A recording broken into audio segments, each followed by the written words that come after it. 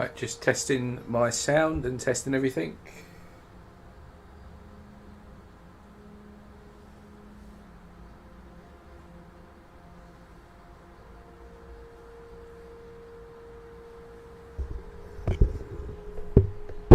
Hopefully we're all good. Yeah, all sounds good.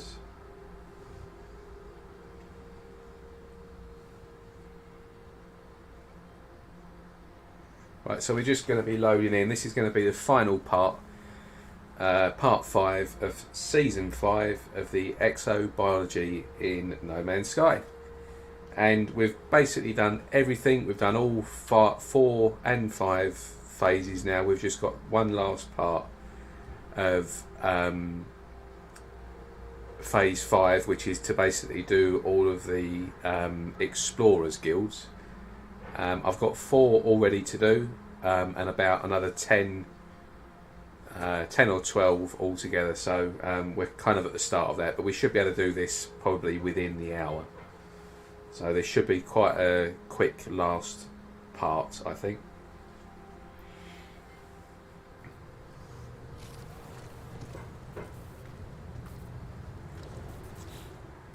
Right, so yeah, we've just got this to complete. I've done 2, I've got 4 to do, so that's 6, so I need another 10. So basically all I've got to do is just do a little bit of system jumping. I think 3 of the ones that I've got already in the inventory are to kill some fauna, and the other one is to collect some paraffinium. So yeah, let's do a bit of jumping. Any old system will do. Yeah, this will do. It's got a few planets to choose from.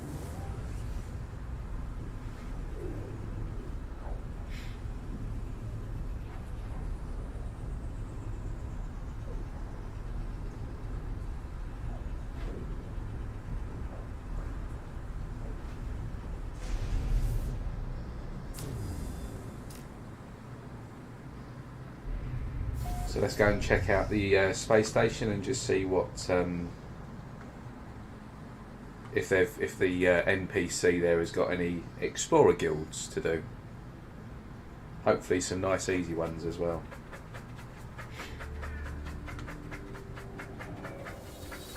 It's like a gold space station, this one.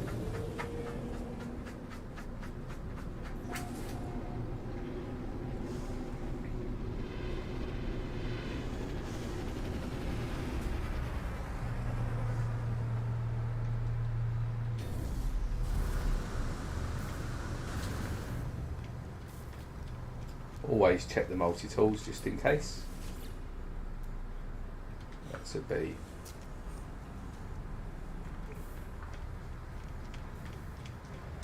Yeah, let's go and see what we've got.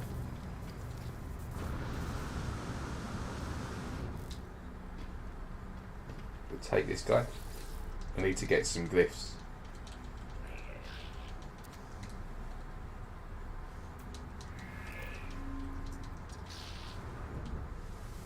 Saddened for embracing him. Yeah, we want to know where your grave is, so that's always the option you choose there. Right, let's see what he's got. Yeah, we've got one here. Good, that's another kill creatures. We might as well grab this as well.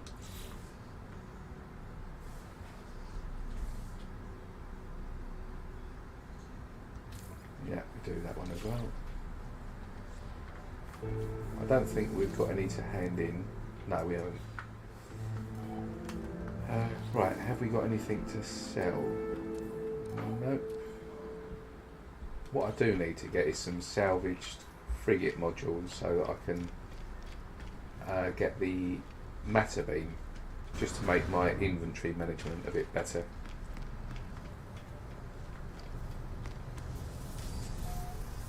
So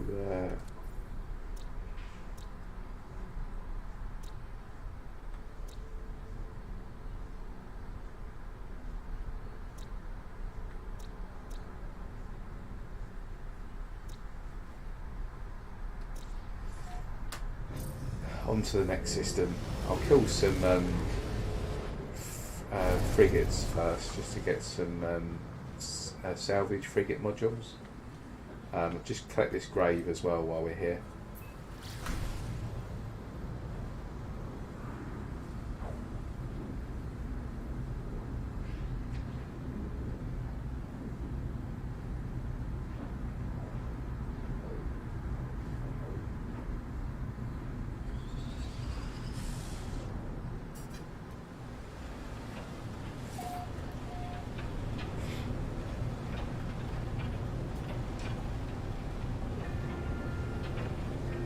And I guess if there's any creatures around, we'll just kill them as well.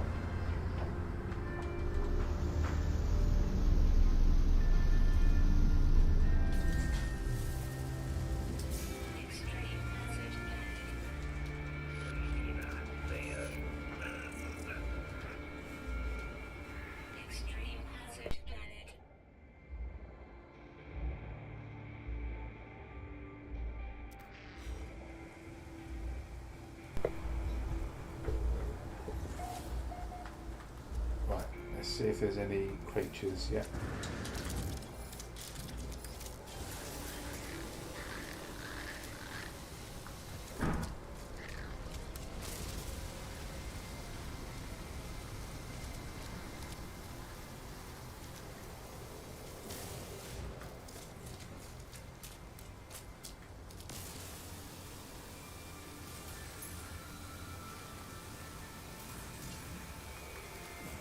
Probably not the cleverest idea if you run towards me.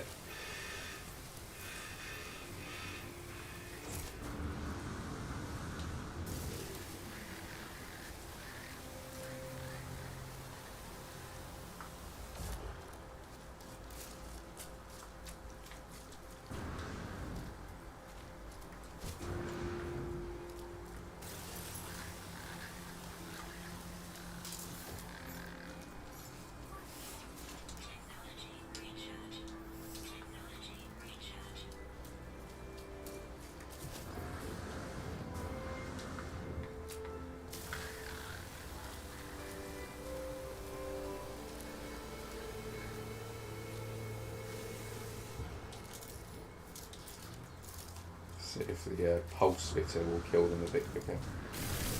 Should do. Yeah. A lot quicker.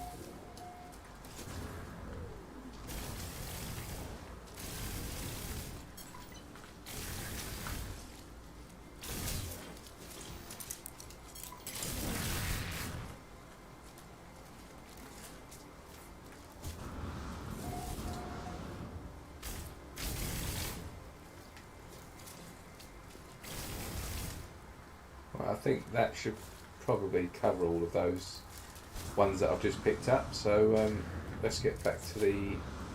There's no paraffinium here, is there?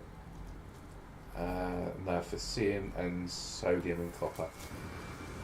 So yeah, I think one of them was to collect 250 paraffinium. So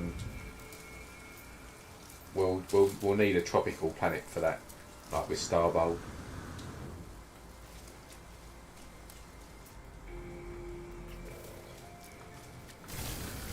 Kill these just in case. There we go.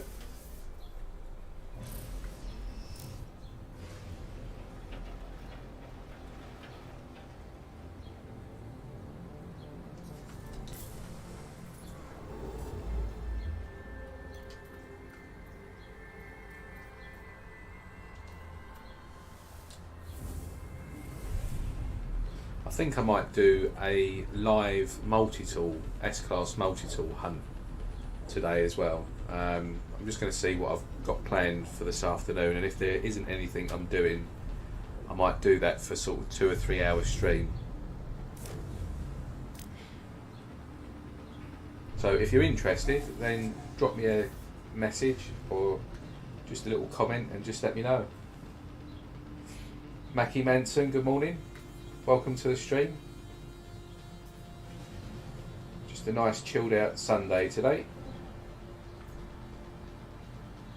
I think, as I mentioned just a minute ago, later on I might do a live multi-tool hunt so people can see kind of what I do and what I go through. Because I don't think I've got much on this afternoon. I might need to get some shopping in, but that's about it. Right, so I'm going to quickly go and get the exosuit upgrade in here.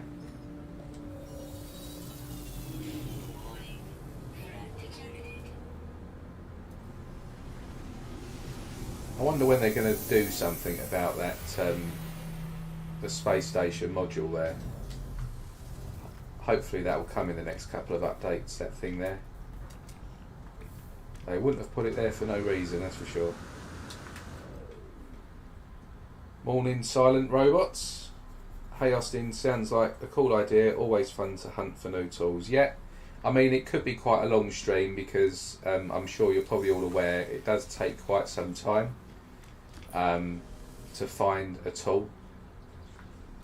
But once I've finished this, I'll quickly have a very brief break and then I'll pop back on and do a live hunt.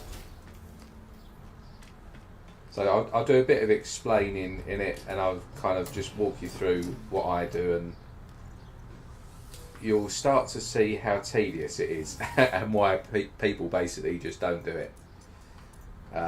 Yeah, there's kind of like not even a 1% of probably the whole community bothers with multi-tools.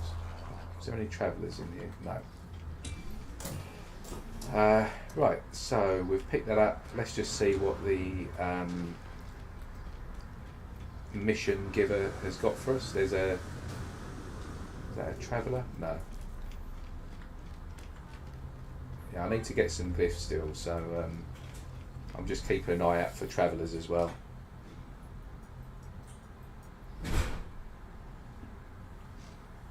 Yeah, we'll hand these ones in. Silent Robot says, I'd like to see the ability for station override to enable warping the station to a new location. Yeah, I mean, I think that and I've said this from when it first came into the, when they first sort of introduced it and changed the look, I think that is going to be to do with ship customization, personally. I think that it's going to be a way to call in a specific, rather than waiting in the space station or waiting in like the trade posts on the planets for a particular ship in a particular system. I think that is going to be a way for you to either call in the ships that you've currently got in your collection, like you can on the Nexus. You can just swap out ships. I think it's either going to be something along the lines to do with that, or I think it's going to be a way that you can call in a specific ship in a specific class in that system.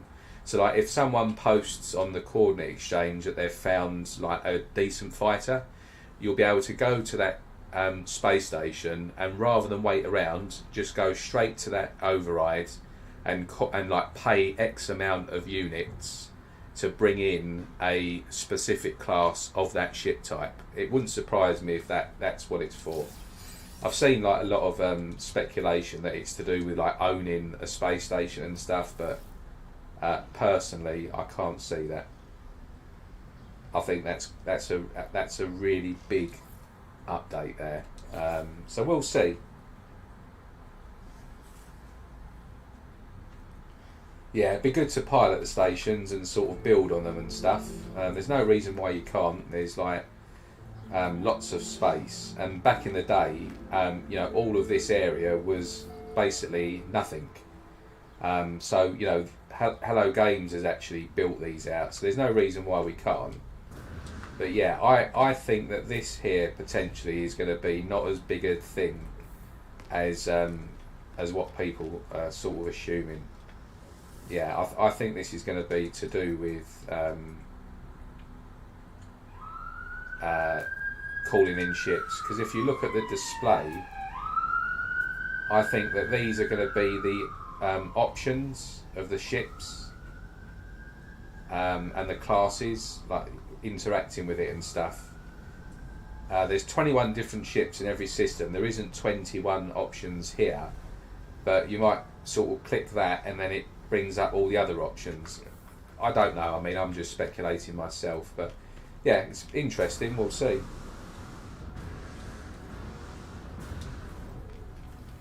Oh yeah, so if they introduce any kind of ship hunting or ship customization feature, it will definitely kill off ship hunting. That's kind of why I don't really do much ship hunting anymore myself, because I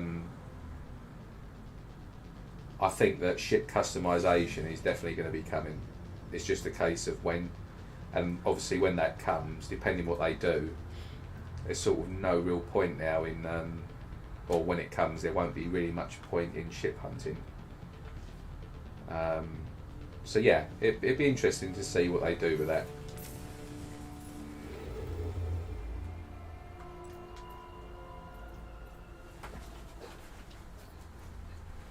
It will definitely annoy a lot of people though. There's a lot of people that's the thing they do. Like, I love multi-tool hunting, and there's a lot of people that love and only play this game for ship hunting, right? So, but the trouble is for a good sort of 2 or 3 years now in this game, like a lot of the big YouTubers like Zane and Beaglebum, people like that, not all of them, but a lot of them have asked in polls and stuff on their Discords and whatnot, kind of, you know, what the community wants in the next update, and more often than not, ship customization is the top of the list. So, like, the community wants it, and if the if the majority of the community want it, you know, it can't continue to be ignored, sort of thing.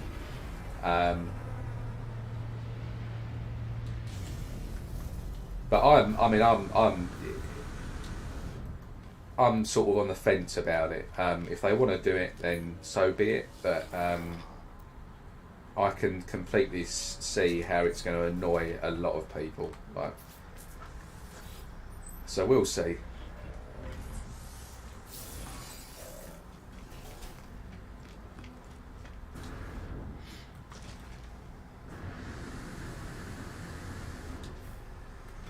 Yep, we've got another traveller here, so we'll grab the glyph as well.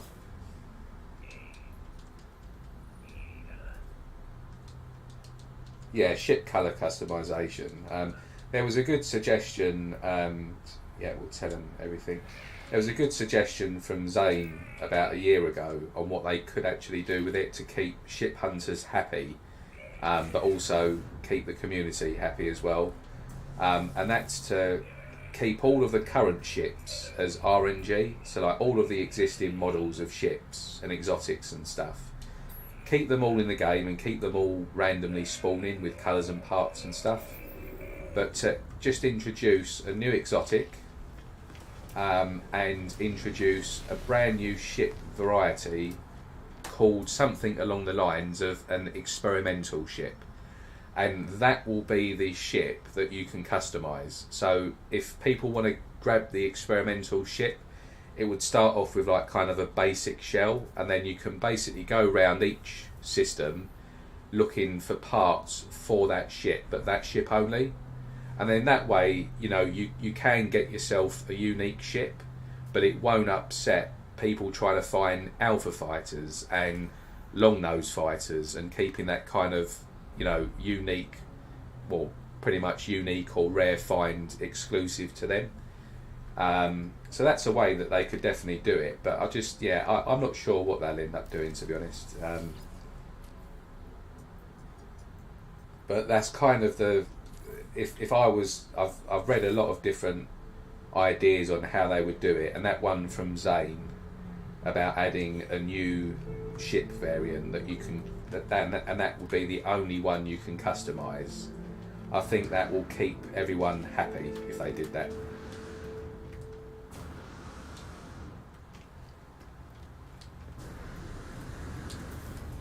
That's a nice, oh no, it's green. I don't like green. Right, let's, what have we got here just in terms of, so I need to kill some creatures, kill some sentinels, scan some minerals,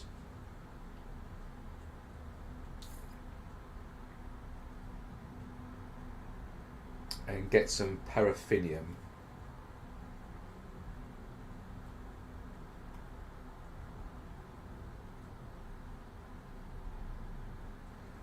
Okay, so let's see what planets we've got here.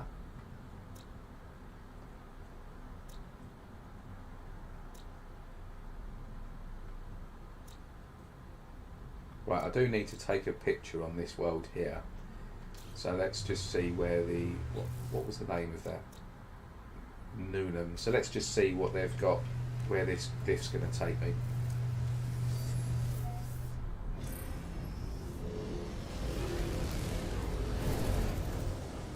Yeah, they could tweak that. Just like I think they could easily increase the amount of ships you can have just by adding an option in here to the menu, or like a new base part where it acts like a garage. So in here, like where you call in your ships, like here, in this bit here, when you're on the ground, is just to add like say 20 different types that you can call in that you found. I think stuff like that is kind of easy to do, but they seem to hold back on things like that. I don't know why.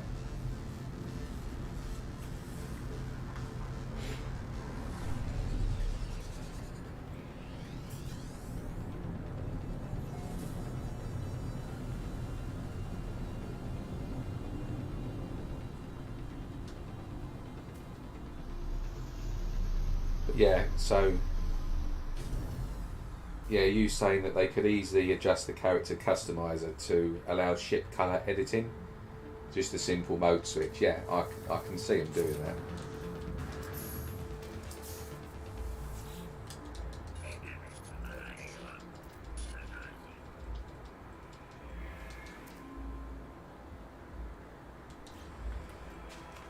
Afternoon, righty, just about afternoon. It's just gone 10 past 12. Thought I'd start a bit early today. Right, I need to take a picture for the frost world.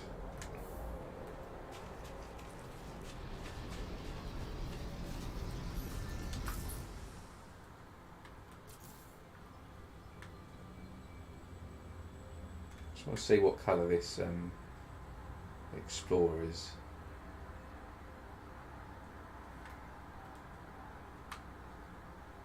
I love that style explorer.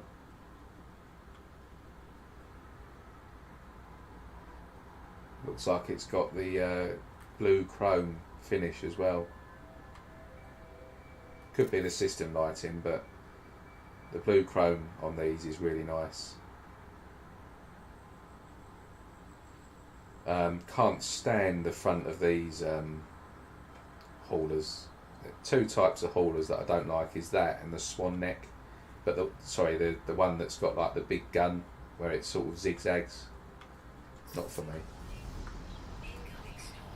Right, so on to the next system, so we can get another Explorers Guild.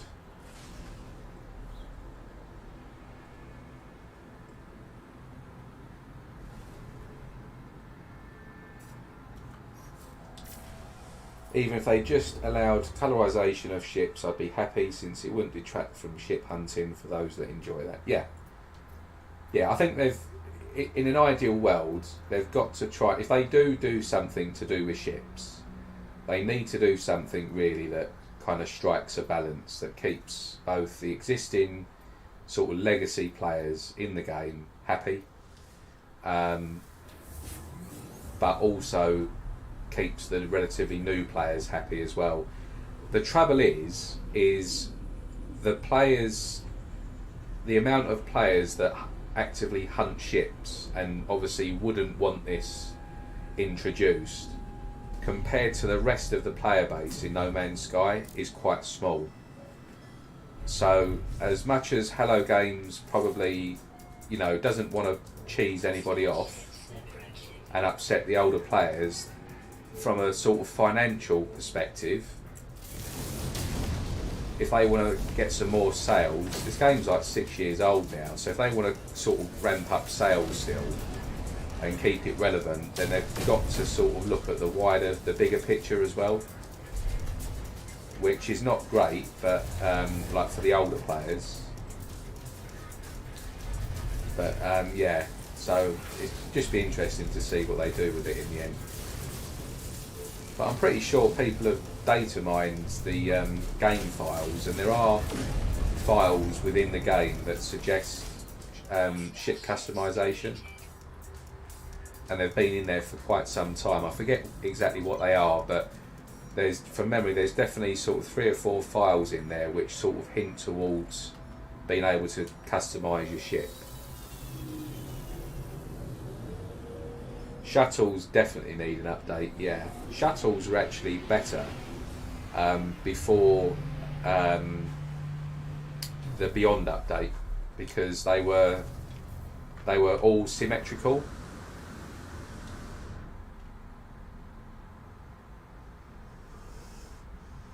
Yeah, the basic framework for ships is what I think Zane was sort of thinking along those lines.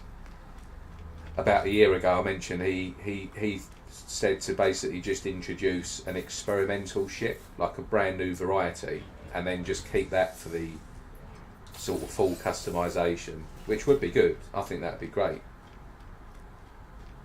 And that will definitely keep both sides happy. But yeah, I mean, like if they, for instance, introduce like full customization of multi-tools, I would just instantly stop hunting tools and probably stop playing the game. So like for ship hunters out there, I can completely understand, like it's not great.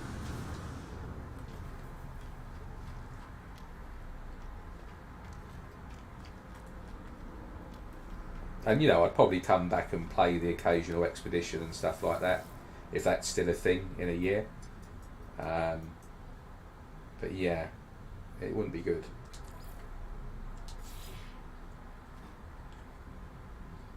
I found those myself. There are indeed hints of it, but they are not used currently. Yeah. Yeah, there's definitely files in there. I remember it wasn't Zane, it was somebody else mentioning it quite a while ago.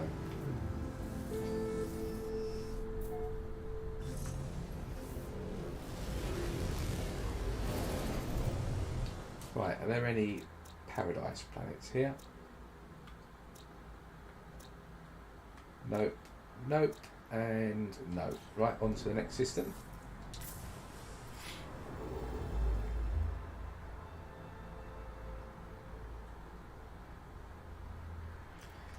Yeah, the game is RNG. I mean, the game has changed so much since I started playing the game. It's a lot easier now. It's far less of a grind to do anything now. I remember when I first played the game on permadeath, like 2017, it literally took me about probably 45 minutes just to get to my ship, and then it took me about another hour, maybe 2 hours, to get from the ship to finding the parts for the ship, because it was that difficult. Like, you had to constantly use the terrain manipulator to sort of dig the hole and stay in there until the storms passed and stuff. It was brutal back in the day. But the game is a lot easier now. They've made the game. They've tried to focus it a lot more on the exploration side now as opposed to survival. It's not really. I mean, it is. It's got the survival elements to it, but it's not really kind of even on permadeath, like a hardcore survival game. You haven't really got to think about survival in this game. It's much more about exploration now.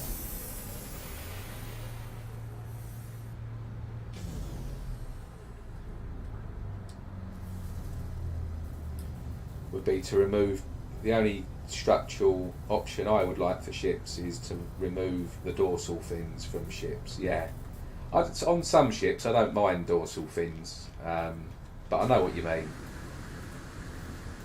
On all of my sort of best ships, none of them would have dorsal fins. Particularly as I fly in third person, so they kind of get in the way a bit. So yeah, I'm on board with that, getting rid of dorsal fins. Right, yeah, another one, kill creatures. Yeah, I'll take that because that's going to be handy for making some warp crystals. Warp, what do you call it?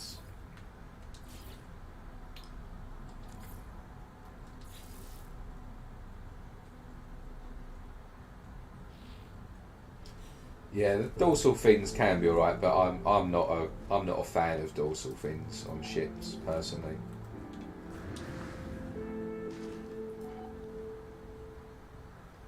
Hi Izu, welcome to the stream, mate.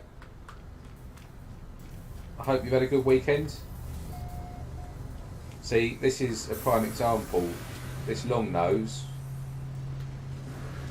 is sort of take it or leave it with a dorsal fin, but without the dorsal fin, I think it would just look much better. But it's not overly in your face. It's not too ugly on that sort of style. But yeah, if you took that dorsal fin off, it'd just be a much better ship, wouldn't it? Like that, with a dorsal fin, would look rubbish.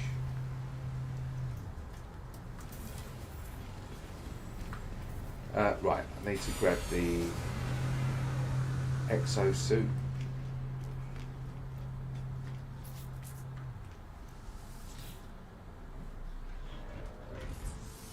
Yep, we'll do that. And we've got another one, I think. We've got one for here.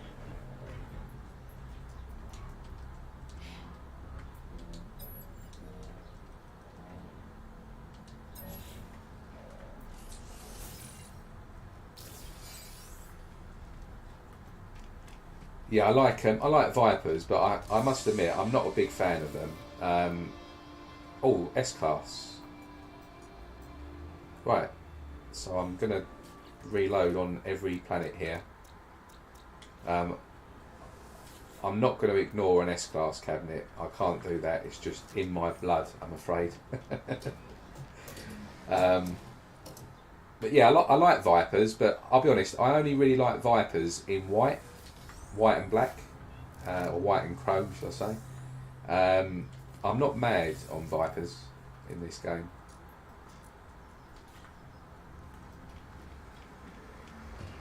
I think they're good if you're playing in like a Star Wars, like role playing like a Star Wars, like your theme is kind of sort of Star Warsy. They're quite good because I think if you look at them like from the front, they look a bit like the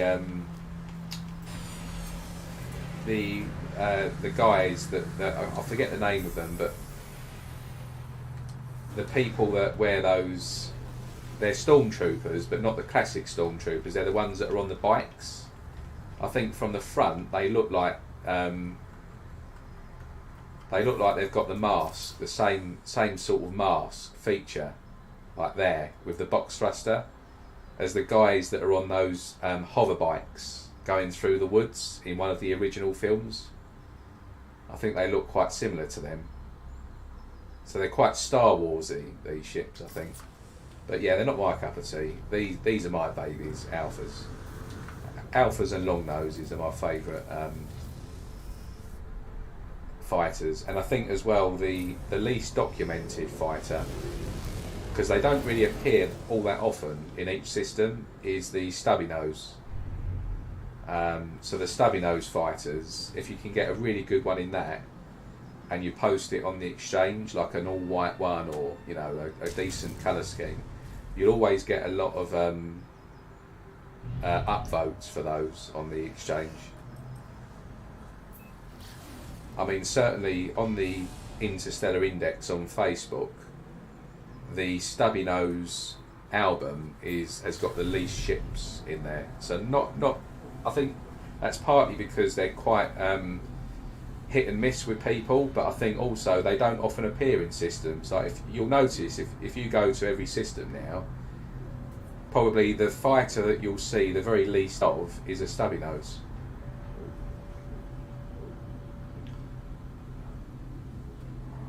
Yeah, you are up a bit early, Zoo. I don't know what the time is in the States, but you're sort of at least 5-6 hours behind UK. Early riser on a Sunday. I woke up, had a nice bacon sandwich this morning, and I'm doing basically F all today. So I think the only chore I've got to do is a bit of shopping if I can be bothered.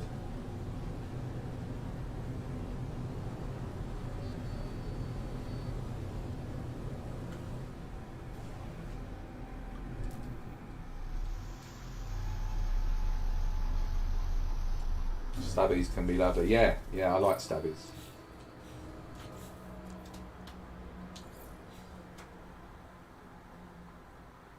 There are definitely fewer stubbies than the others. Yeah, I mean it's just what in my experience, like when I was doing a lot of ship hunting, they were always the least one that would appear. Kind of one in every sort of 4 or 5 systems, you might get 1 or 2.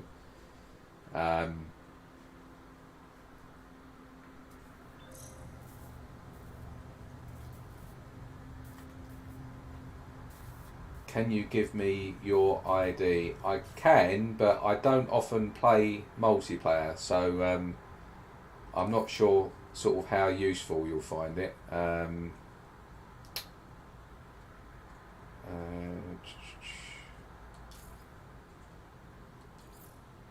the bottom there, bottom left.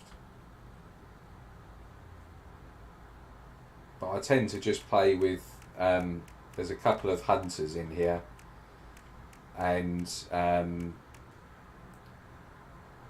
people like the admins. I've all the admins from the Interstellar Index, so I don't often sort of go on with people. I've got like over here, I'm friends with a lot of the content creators like Pez and Beeblebum and stuff like that on Steam. Yeah, there's Beebs. But yeah, I don't often play multiplayer because most of the time I'm just multi-tool hunting, right? So you can't really hunt multi-tools when you're in multiplayer. So most of the time I've got it turned off.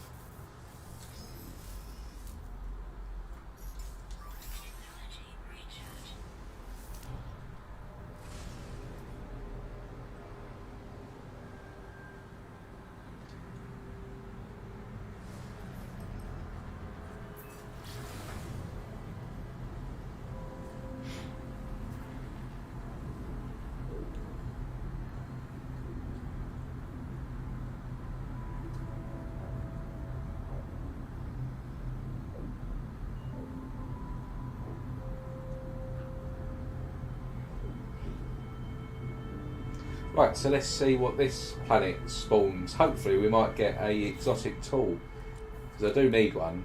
This is rubbish.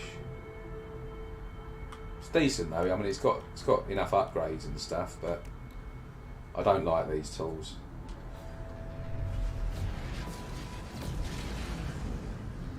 Yeah, they don't meet. And the thing is because you're like when you're hunting, particularly with ships as well, like more so with ships. You need to reload your saves, and obviously if you're in multiplayer it doesn't work.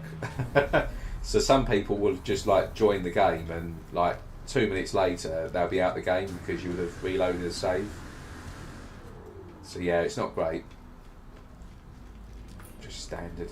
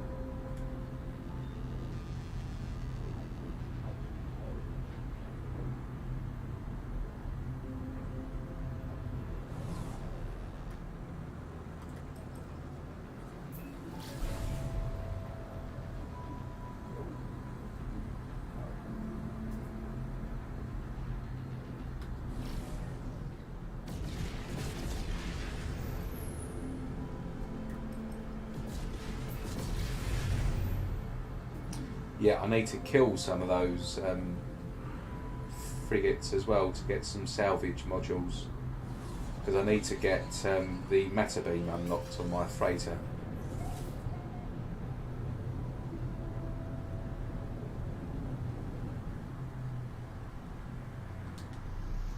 Yeah, multiplayer is just not good when you're hunting, like, full stop. Oh, there's a nice big turtle there.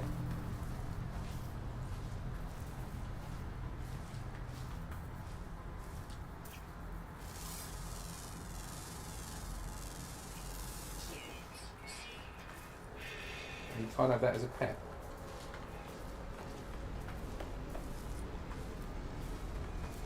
That's annoying.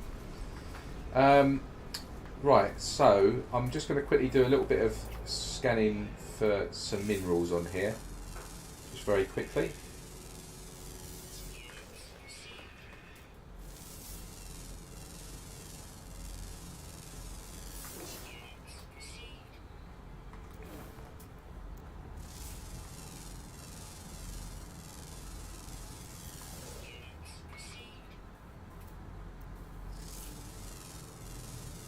And then I need to kill some as well, some creatures.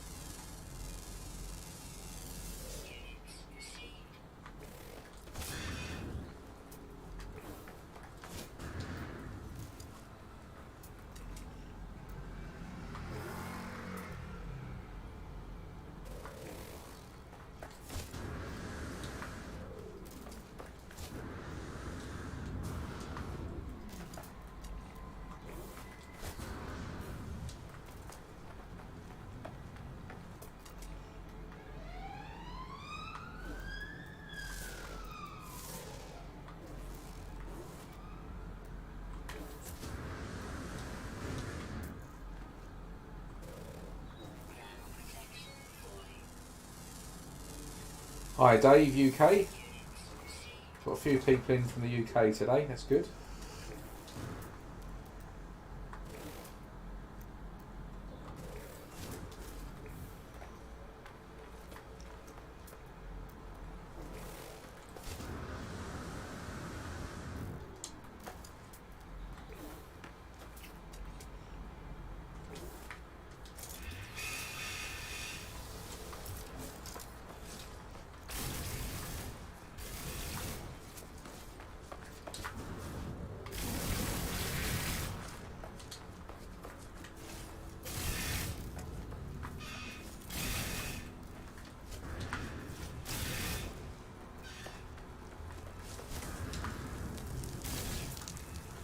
Here's something that I bet you you might not have noticed before. I'm going to really annoy you now. Look at this fire. Look how it follows you. Like, that's proper, like, 1990s Doom graphics, that. Like, it's so 2D. Look, it doesn't matter what angle you go in from, the flame follows you around. But you can't really notice that from a distance. But that is like, that's so like low graphical capability there, isn't it? There's some quirky little things in this game that over time you just notice and they start bugging.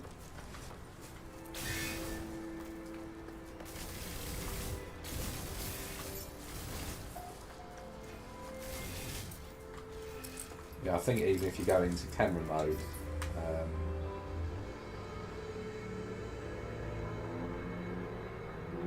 See how the flame it constantly stays at the same angle. That's like Doom 64. That is shocking.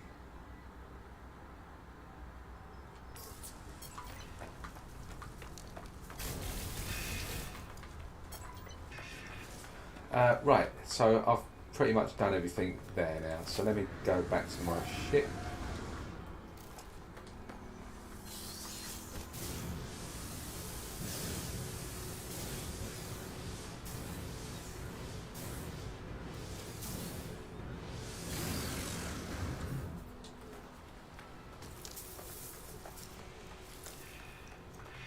You've never... Yeah, I told you I'd annoy people by showing them that. The next time you're on a flame planet, you're going to be looking at that now. Yeah, it's shocking. They need to sort little things like that out. Just give it a bit of a graphical overhaul, this game.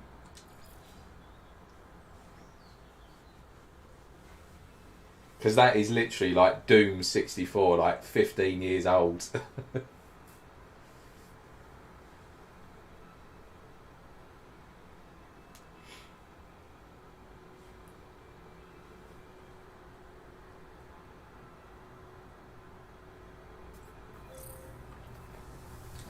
That's the other thing. There's a lot of people that want better physics and stuff for water. That could be a thing. I think Zane on a few streams has sort of said that he's sort of expecting that really in one of the next updates. But I just think that will... I mean, my system's kind of old that I'm playing on now. This desktop has got two GTX 980s but a really high-end processor. And I have to play this on sort of high settings, not ultra. And even now I sort of get frame rate drops. So if they added like physics to water and stuff, I think it would just melt most people's computers. So I don't know how they're going to do that.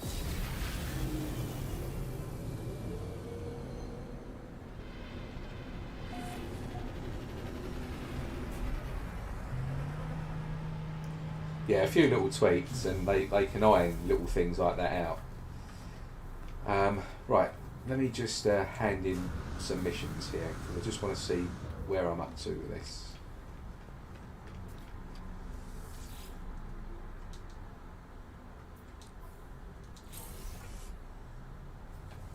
Okay, that's a few more explorers that I've done there.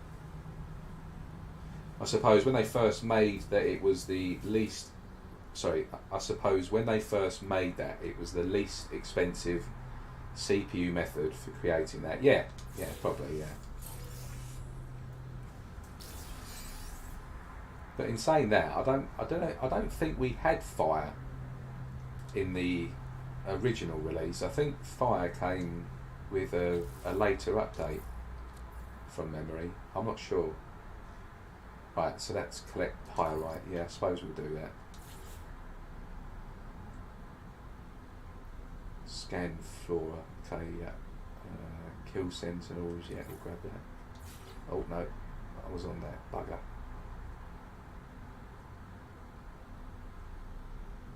Oh well. Right, let's go and see what this tool is.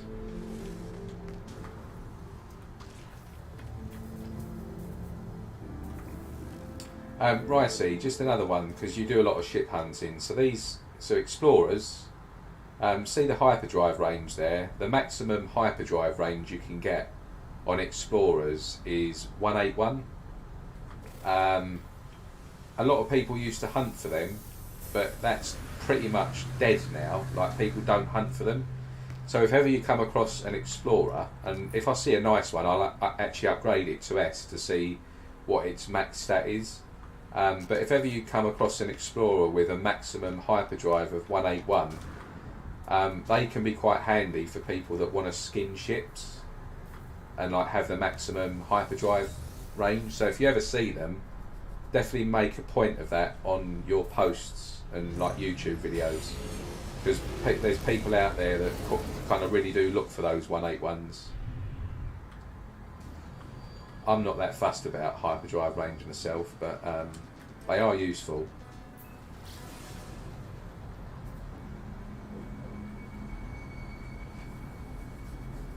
think you can get to like just about 3,500 light years with a 181.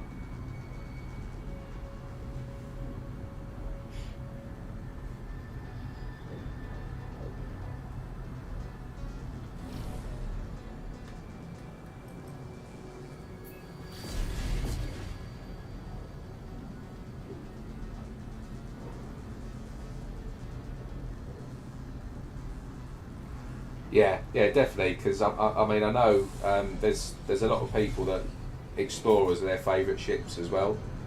So if you can get a good model as well as the max hyperdrive range, then that will be probably quite a popular find. But just make sure that you mention it, and then you'll you'll get that shared quite a bit.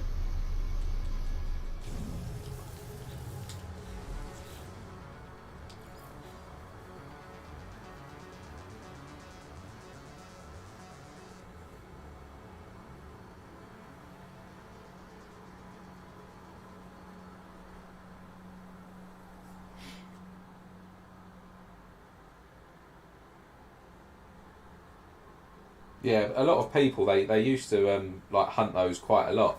Like when people were kind of sort of hunting around for crash ships as well.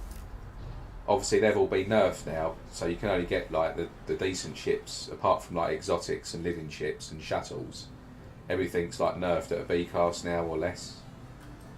Um, but yeah, a lot of people used to look for those 181 explorers, but it just seems like I haven't seen one posted on Reddit for literally ages, like over a year probably.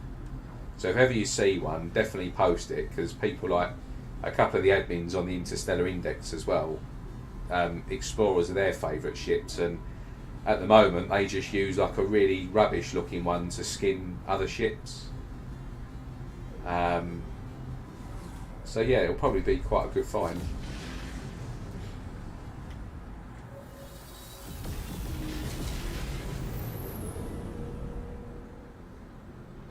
So yeah, what I do is if a decent looking explorer comes in, if it's A class, as long as I've got enough nanites, which I haven't here, like if I've got 50,000 nanites, I'll just upgrade that explorer to see if it can get up to the 181.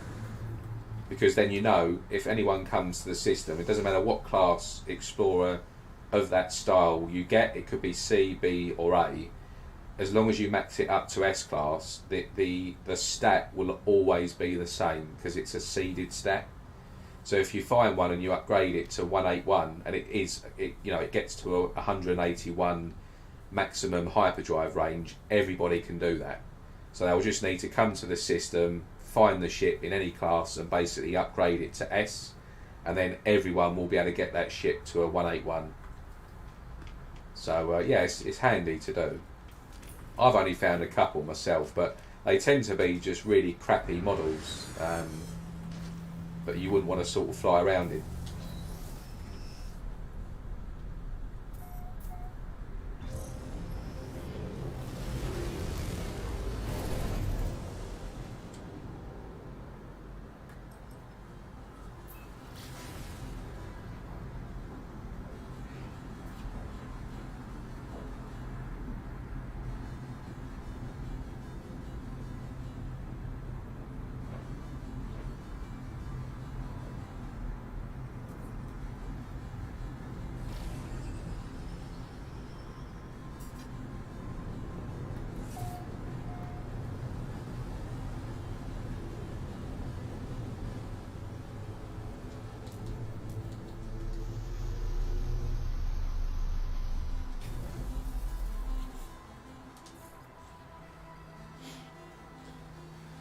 Yeah, for anyone that's wondering what I'm doing at the moment, there's an S-Class cabinet on the space station, so I'm just seeing if we can get an S-Class exotic tool, like an alien or an experimental, to spawn into that cabinet. Just, I wouldn't do it if it was like an A or a B or anything else, but because it's S, they're not common S-Class cabinets on stations. So it's always worth doing this just to see what you get. And then I'll get cracking on to the next system.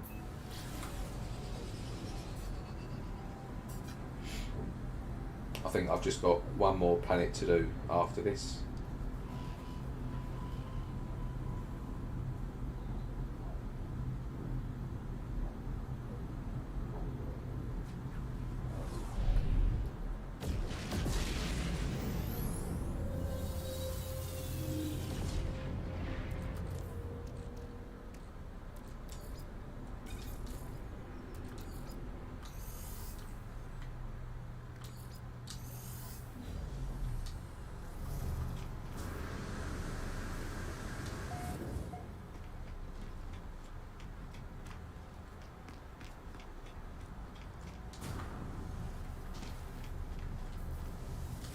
And finally, the last one. Let's go.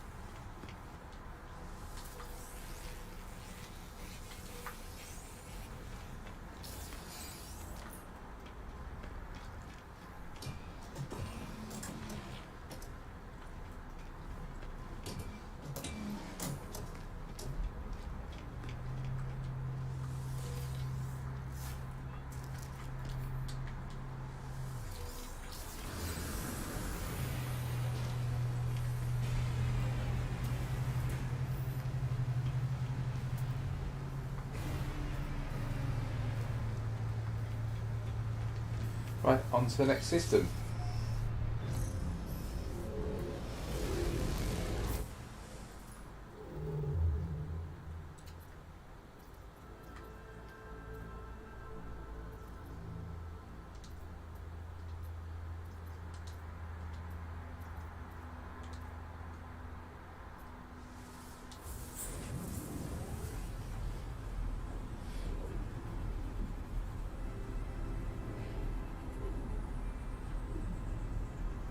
Yeah, I typically try and stay to tier 3 systems where I can, but certainly in my experience, when it comes to multi-tools, you've got just as much chance. Like the difference between S-Class in tier 2 and tier 3 systems on anything, including like freighters and stuff like that, is literally like 1%. It's a 1 or 2% difference. Like 2% is tier 3, 1% is tier 2. So for S-Class ships and stuff to spawn, like I've found plenty of S-Class cabinets really quickly in tier 2 systems. I've found plenty of first wave S-class exotics in tier 2 systems. Where it actually really makes a difference is the spawn rate of A class and B class, because the difference in each system is not 1%, it's kind of 10 to 12%. I can't remember off the top of my head what the spawn rate is, but where you really do see a difference, like if you was in a tier 2 system trying to ship scrap, a lot of the ships coming in would be like B as opposed to A, and you'd still see quite a few A's, but compared to how many A's and B's you'll see in a tier 2 system, that's where the real big difference is. So a lot of people just kind of stay with like tier 3 systems, but I've actually probably found some of my best tools and ships in tier 2 systems. So yeah, don't ever, I mean, there's absolutely no point whatsoever in looking. I don't even go to tier 1 systems unless it's like part of a mission. So yeah, just there's no point whatsoever in going to tier 1, but tier 2 and tier 3, honestly, it barely makes a difference if you're looking for an S class of anything. It's just where you see the real difference is on the A and B classes. Like I'll see a lot more B class cabinets showing up as opposed to A if I'm hunting for a tool, but the S class, it doesn't really make a difference.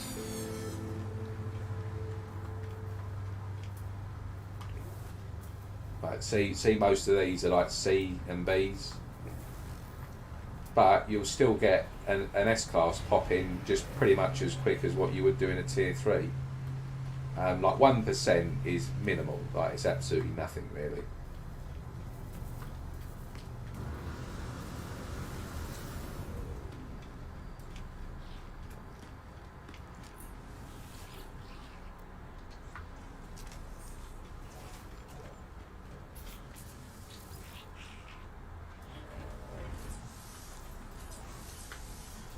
Oh, I've got a lot of upgrading to do on this suit. Right, so what planets have we got here? Oh, okay, pyrite. So I need that one because that's for one of the explorers. And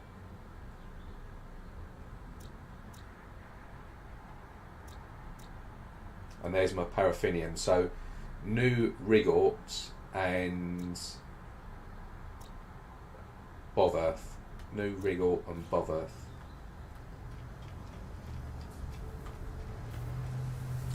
I'll quickly go and do that now.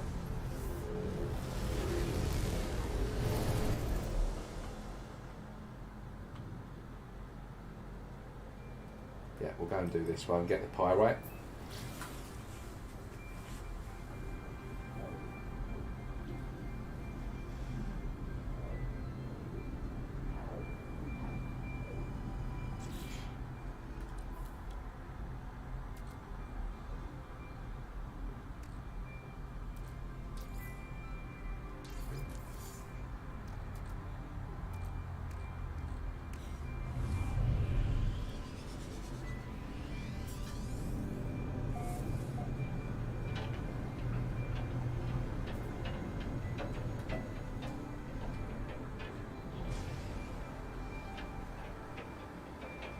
Green volcanoes.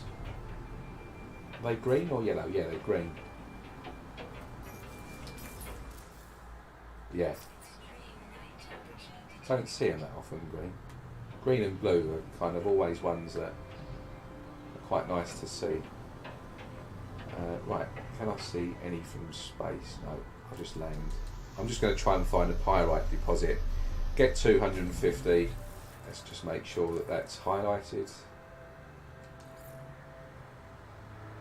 Yep, this one here.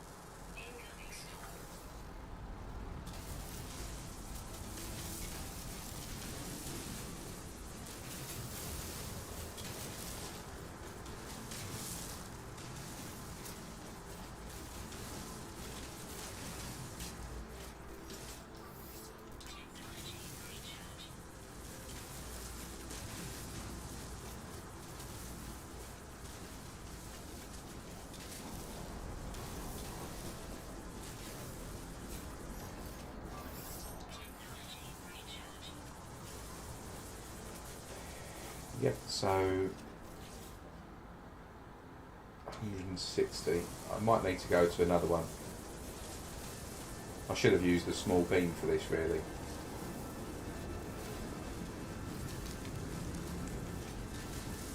Never mind. Oh, look at that as well. I would have got that. 227. Come on, there must be a bit more.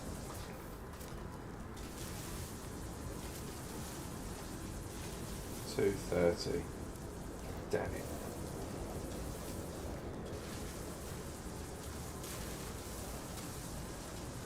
Yeah, I'm gonna have to find something else. Where are we?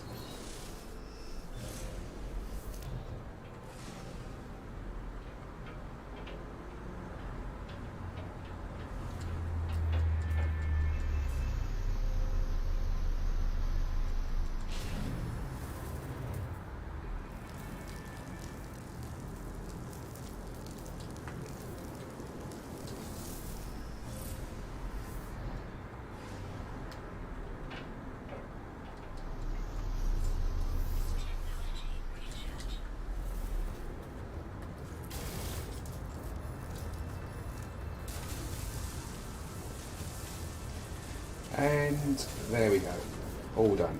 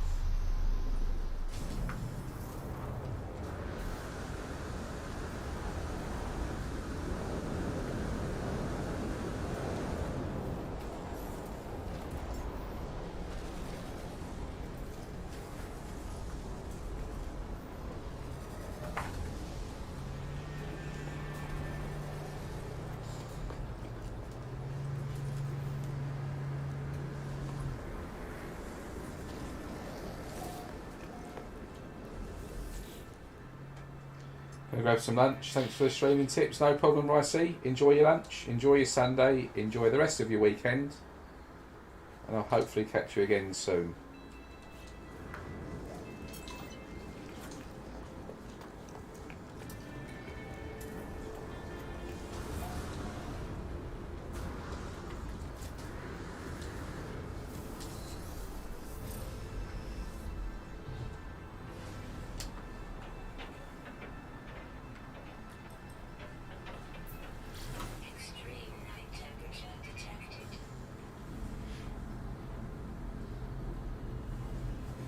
Mentioning lunch there has got me thinking about some food now.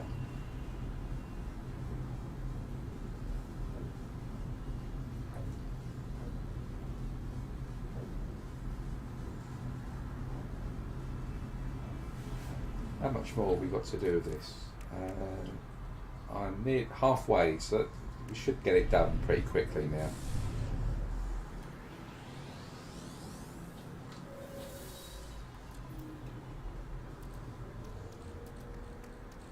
Going to sell some of this meat. I don't use meat. I don't do any cooking in this game.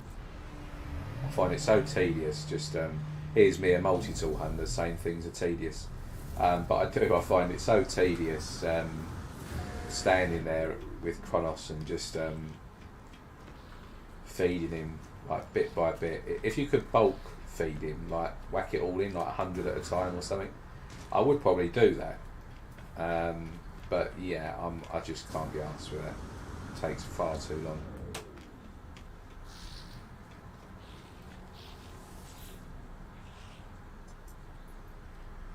Me too. I sent a bacon sandwich. Oh, I had a bacon sandwich this morning.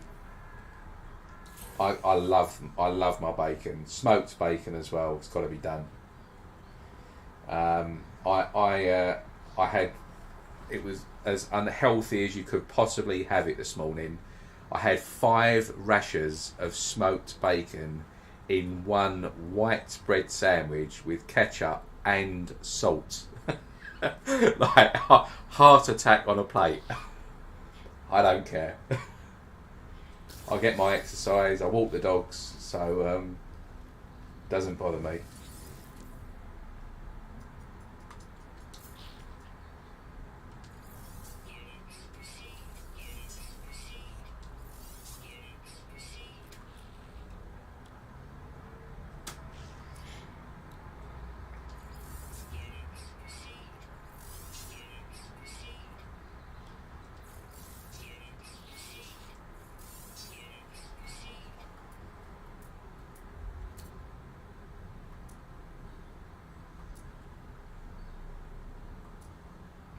Yeah, 5 rashers in one sandwich. It was just overkill. My measurement of a good bacon sandwich is you shouldn't be able to see any of the bread on the side that you're putting the bacon on. As long as it's absolutely caked with bacon, it's all good. That's quite a nice ship. Pink and white fighter with gull wings. I think that's a white. Let's have a look.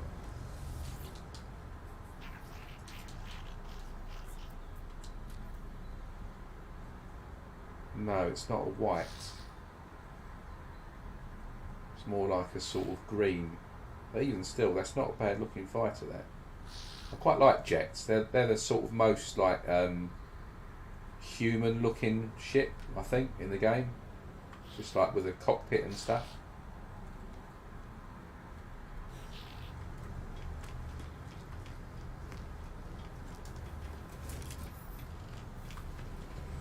Right, on to the next system.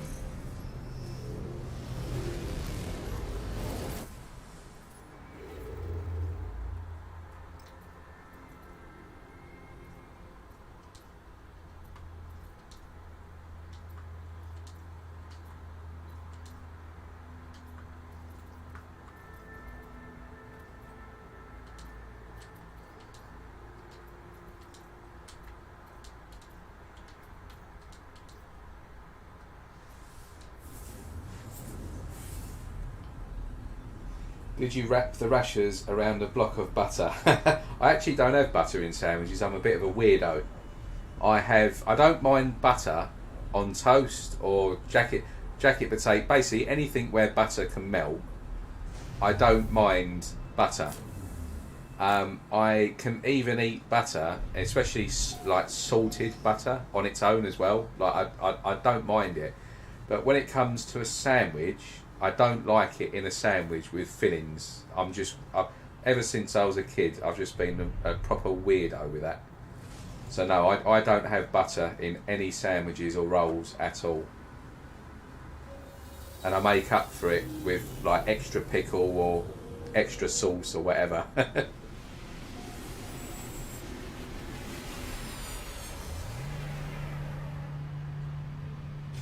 VURFYI. Hi Ahmed, I'm not sure what that means to be fair, but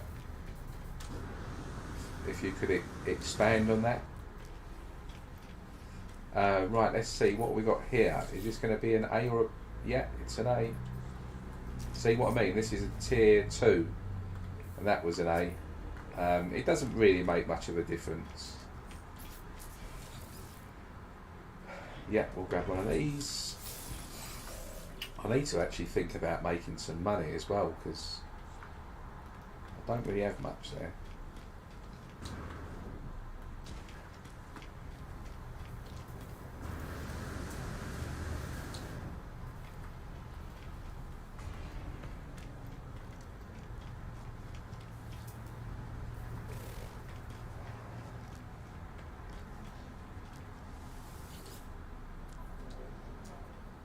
Right, yeah, paraffinium, so that's another one of those. I wish they'd just keep giving me kill creatures.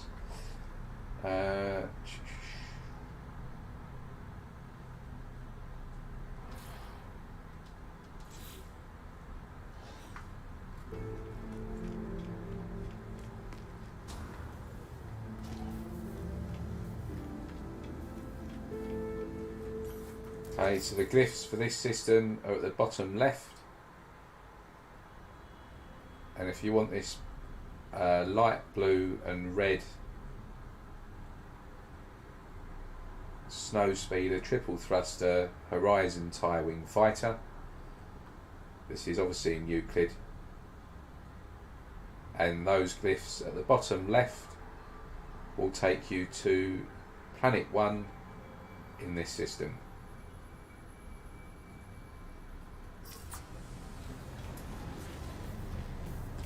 It's a tier 2 system.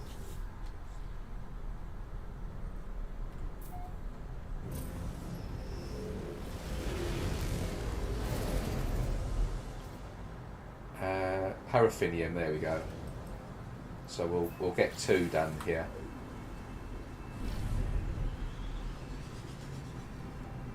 Hi Beebs, good afternoon. Hope you're all good. Had a nice weekend. I caught some of your Valheim stream yet. I still haven't played that game yet. It's on my wish list. Just not sure if it's the kind of game where I'm going to get quite bored in it quite quickly. So I do want to give it a go.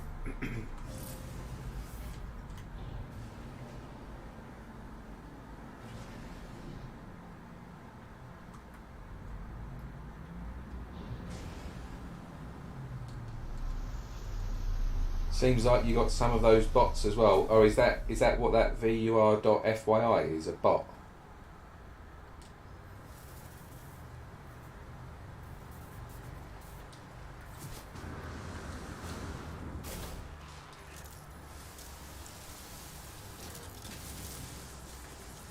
Oh, I need to put the mission on, don't I? Where are we?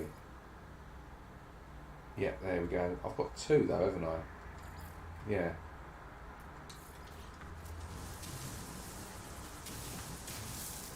I wonder if collecting 250 for just one of them kills off the other mission as well. So you basically kill 2 birds with 1 stone.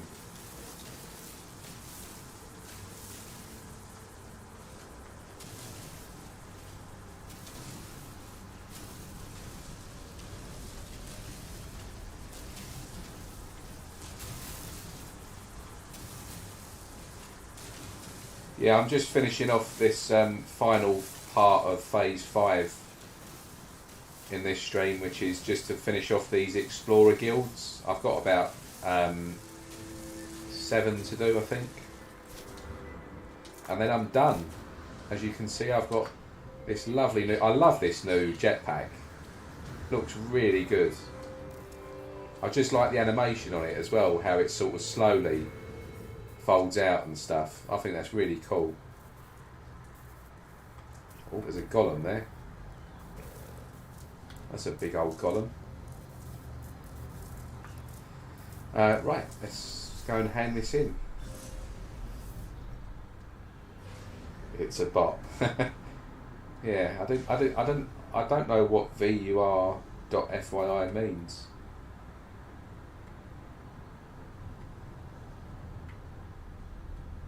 Yeah, the graphics look good in Valheim. I have watched a few of the streams. I've watched a few of Zane's. I've jumped in on a few of yours. It's just one of those games. I'm just a bit on the fence with whether I'm going to... It looks like a game you've got to plough a lot of hours and time into to really get the most of it, and I just don't know as if I'm going to have the time with other games that are out and stuff to do it. Like I want to play God of War as well. That's the next game that I'm going to get, is God of War, I think.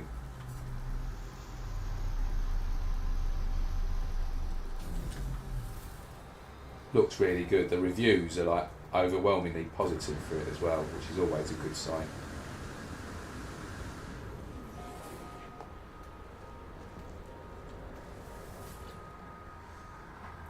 I think they are the links. I never check them. Yeah, I'm not going to click on any links or anything. Last thing I need is a virus on this computer and stuff. It's old enough as it is, this one. Right, let's just see if it's no.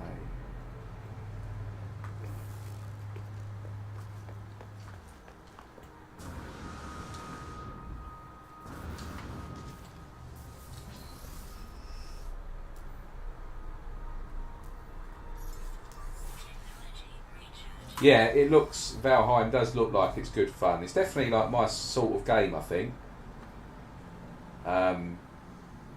But just the sheer vastness of it, yeah, I'm not 100% sure what I'm going to do yet. I probably will get around to playing it, but there's like I want to do Elden Ring as well. I would probably want to play Elden Ring more than Valheim, if that makes sense. So it just seems like when I want to play a game, another game comes out that takes priority, sort of thing. So yeah, we'll see. I'm a bit annoyed as well because I want to get a Steam Deck. I've never really been a handheld gamer before, like never really bothered with that. But I do like the look of this Steam Deck. It's a bit different, and certainly like when you're away on business trips and stuff, like cooped up in a little hotel somewhere. I think it'd just be quite handy to have instead of a laptop, carrying around a laptop all the time. So yeah, I think I'm going to get it, but the thing is, this morning I checked and I've been pushed all the way back now to the end of Q3. Like they've had that many pre-orders. I was Q1 and then I was pushed back to Q2 and now I'm Q3 as of this week. So they must have sold millions of them.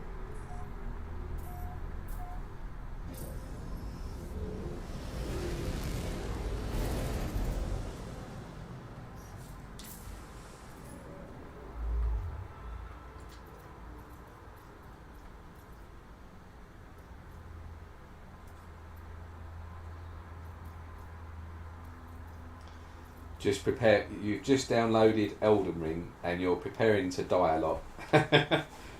Yeah, it doesn't look as bad as like the Souls genre. I mean, it's obviously very Souls-esque, but it looks a lot more forgiving than Dark Souls. I mean, I'm not too keen on Souls-like games like Dark Souls and stuff, and the Surge. I tried the Surge as well, which is like a futuristic Souls-like game. And I just couldn't get into it. Just the constant starting like way back and all the enemies respawning and that. I just they drive me insane sometimes, those games. So I tend to steer clear. I'm not mad on like permadeath games as well. I've played a lot of them and completed a lot of them, but I don't overly enjoy them. But Elden Ring looks a bit more forgiving, like the Star Wars Jedi Fallen Order. That was like supposedly sort of a Souls-esque type of game, and it was not difficult at all. It had some elements of Souls games where the enemies respawn in the places if you die and stuff like that. And I don't mind that as long as you don't kind of respawn like an hour back in your game, sort of thing. So yeah, I'll definitely give Elden Ring a go, 100%.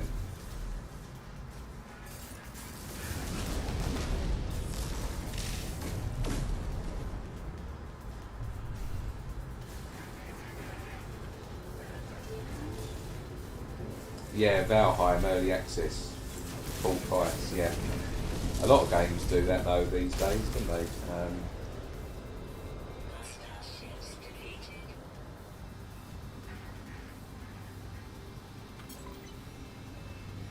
I'm steering clear of Elden Ring, even if it looks great and interesting. I'm not paying €60 for a game I'm not sure I'll play long. Yeah, yeah, I get you on that.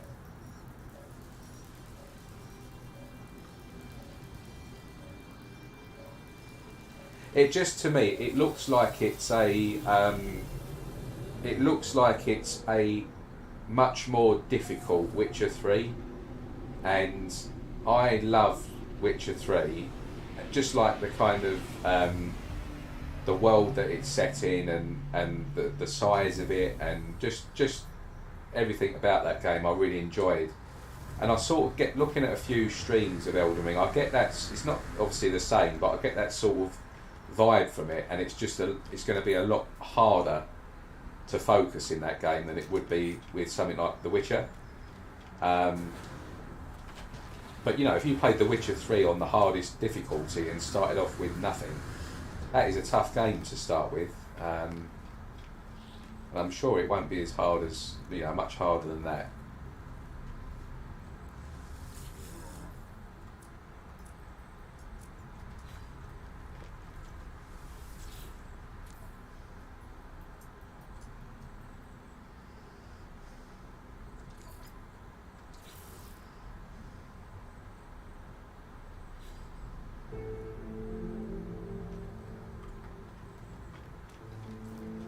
Sir Felga, welcome to the stream.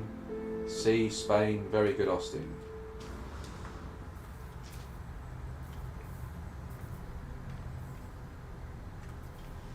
Yeah, which Beeve says Witcher 3 was a glorious game.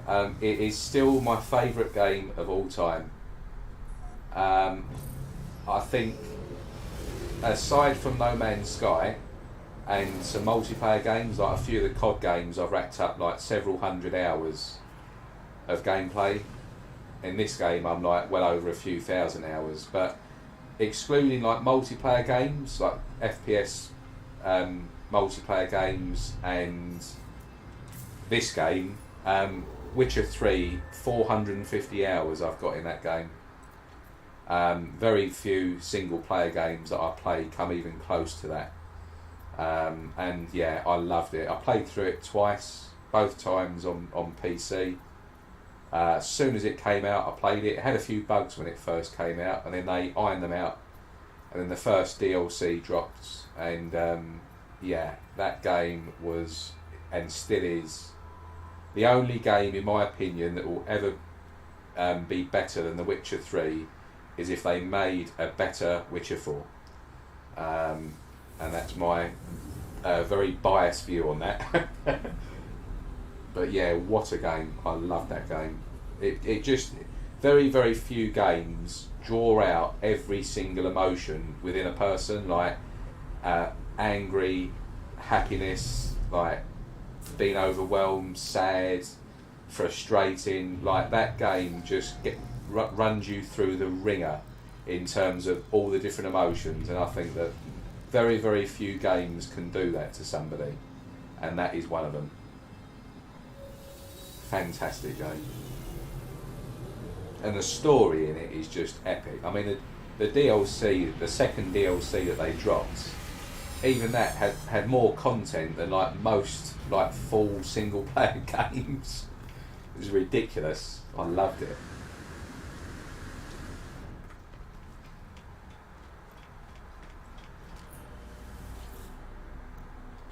Oh, another S-Class. Right, yeah. As a multi-tool hunter, as we know, I can't ignore that, so I'm going to need to reload on the each planet here. Let me just check as well, oh, it is a tier 3. So yeah, I'm just going to have to spend 10 minutes here just reloading on all these planets just to see what we can get.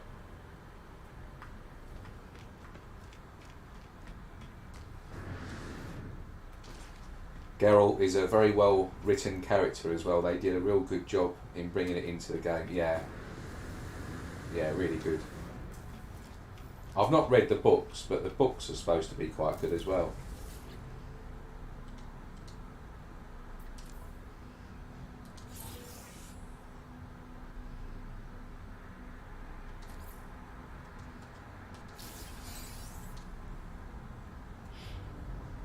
Push R for take much metal.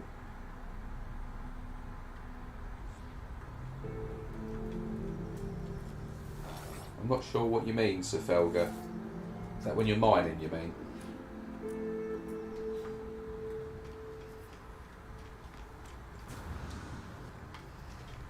Well, there's a ship for Beebs there. Orange and black.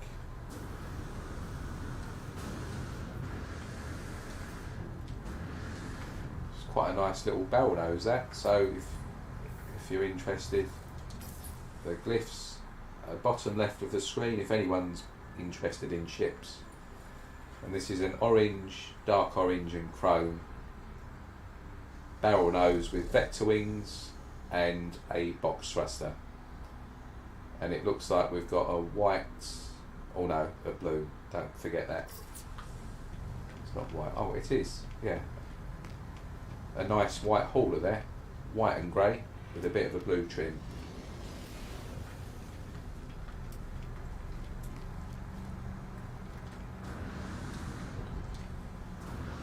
Right, so we need to do a bit of reloading here because I can't obviously ignore the fact we've got an S-class cabinet there.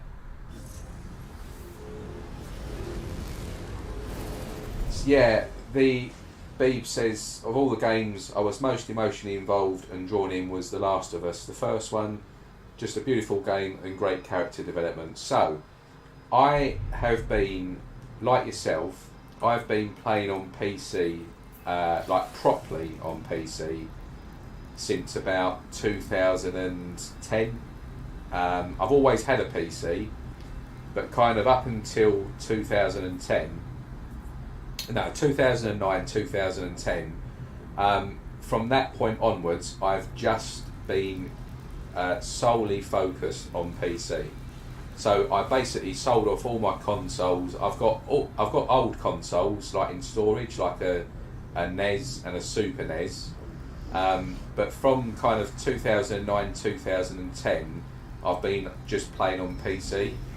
And the only reason that I would get a console is to play The Last of Us, because everyone that I know has said the same thing as you, Beebs. Like everyone rates it and has said how great it is, like masterpiece, and I think it overtook BioShock, didn't it, to be I think the most popular game or the highest Metacritic game.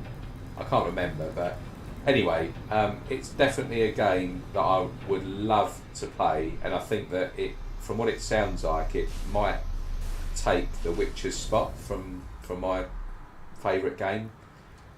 But I've just not ever owned a console, and for me, I don't want to, out of principle, basically just buy one console for one game. That's why I hate exclusivity. It's just such a pain in the backside. So yeah, that's the only reason why I would actually buy a PlayStation is to play The Last of Us. But yeah, it just seems really stupid buying a console just to play one game or two games.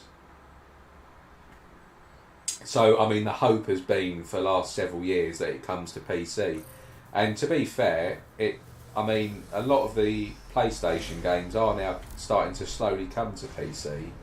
You know, that were always supposed to be PS exclusive, like Horizon Forbidden Dawn, and Ghost of Tsushima's coming to PC. We've got now Uncharted, God of War. There's a lot of games that were always going to just be exclusive that are now coming to PC from the PlayStation, and they acquired a business last year which basically creates ports for the PC, so it sounds like they're going to be doing more of it, and I'm hoping that The Last of Us is going to come to the PC as well. So I've avoided watching anyone playing that game. I don't want any spoilers because I am going to play it at some point. But it's just when, really. I'd love for it to come to PC. Yeah. I feel it would do really. It would definitely do well. Like Ghost of Tsushima, that will do phenomenally well. Horizon Forbidden Dawn, when that came to PC, its sales were huge on the PC. The other Days Gone, when that came to the PC, again, it did really well. So, it depends. If they want to make money, then bring it to PC. But if they're quite content with, where things are at the moment, then, don't. But they'd be mad not to.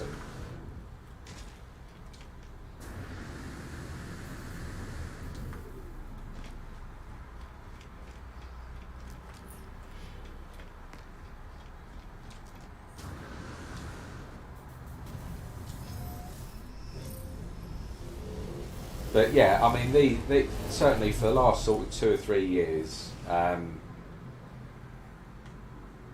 aside from the PC players having to deal with these scalpers and extortionate prices for like GPUs and processors, and actually processors are not too bad, but hardware in general, it's not been a great 2 years for us. But out of all the platforms now, any person thinking about what to buy next, it's almost a no-brainer now to get yourself a PC over like all of the other consoles, because the days are now gone where kind of things are just purely exclusive on Xbox and PlayStation, bar a very, very small handful of franchises.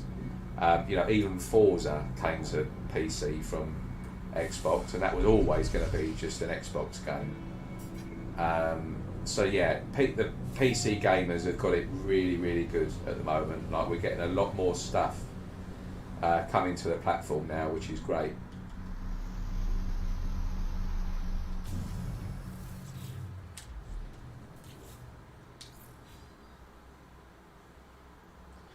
You know what Sony needs to do is to take the next step and improve their PlayStation Now. They could really compete with Game Pass when releasing some of their exclusives. Yeah, I mean, Microsoft, I'm afraid to say, for kind of the PlayStation fans out there, you're getting hammered at the moment by Microsoft. They are thinking way down the line, Microsoft. Like, I think Jason Plays, he put up a video when Microsoft acquired, not Bethesda, it was Blizzard. When they acquired Blizzard, Jason Plays put a video up, and I don't watch a lot of Jason Plays, to be fair, but he nailed it on that stream in what their kind of sort of master plan is, and that is just to get people subscribing to their platform. And it doesn't matter how many TV, as Jason says, Netflix don't care how much you spend on a TV. They don't care how many TVs you've got. They just want you to pay £15 a month for their service and get as many of you in that family or within your circle doing it. And it's the same with the future of consoles. I think everything is going to go to a subscription service, and at the end of the day, Microsoft have bought two of the biggest platforms out there, two of the biggest developers out there. There isn't much left to acquire. Like, the Japanese companies are never going to sell to the West.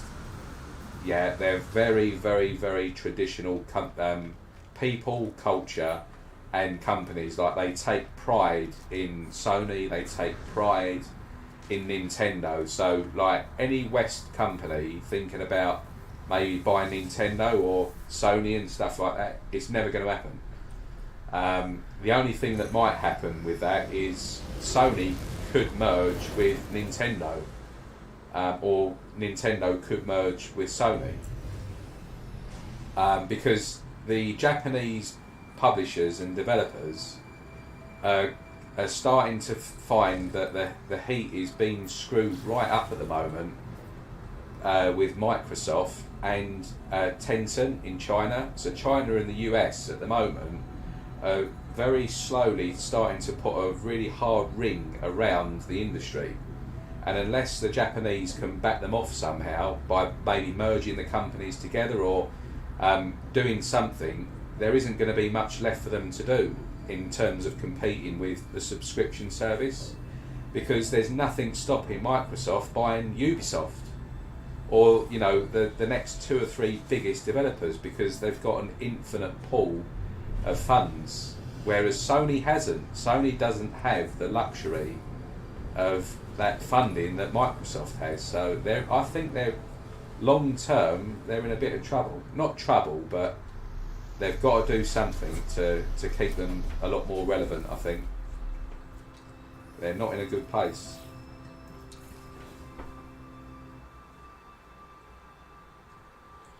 Girlfriend's just come home, so yeah, no worries, mate. Off you go. Enjoy your Sunday.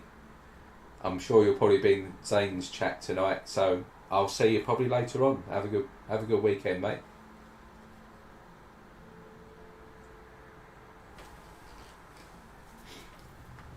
But yeah, PlayStation. They're from what I can see, the games that they offer up on there now are not great compared to like Microsoft and stuff. So they need to pull something out of the bag.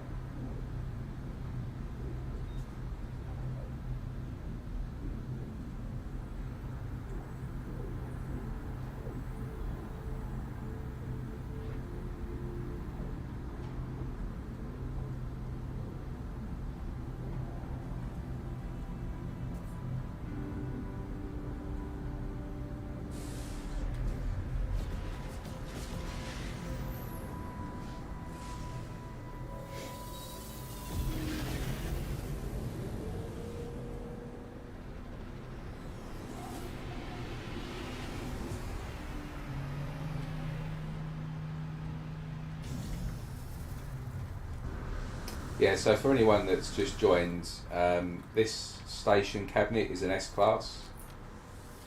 So I'm just seeing if there's any tools in this system that we can get to spawn in there, because this is a new save and basically I've only got this sort of crappy standard rifle at the moment, so I want to get a new tool anyway. And if you see an S-Class, it's always worth just doing this, because they don't often come up.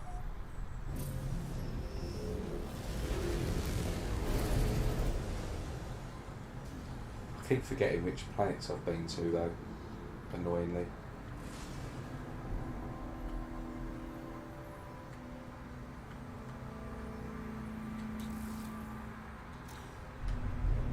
Right, so I've done that one there, that one there, that one there.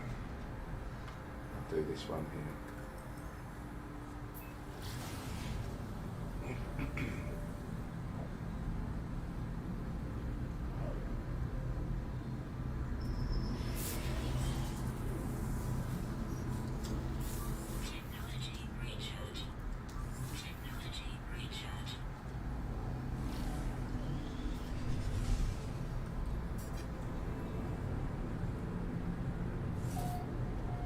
Yeah, and so anyone that doesn't know kind of what I'm doing, if you reload a save on each planet, so the space station cabinet is an S-Class, yeah?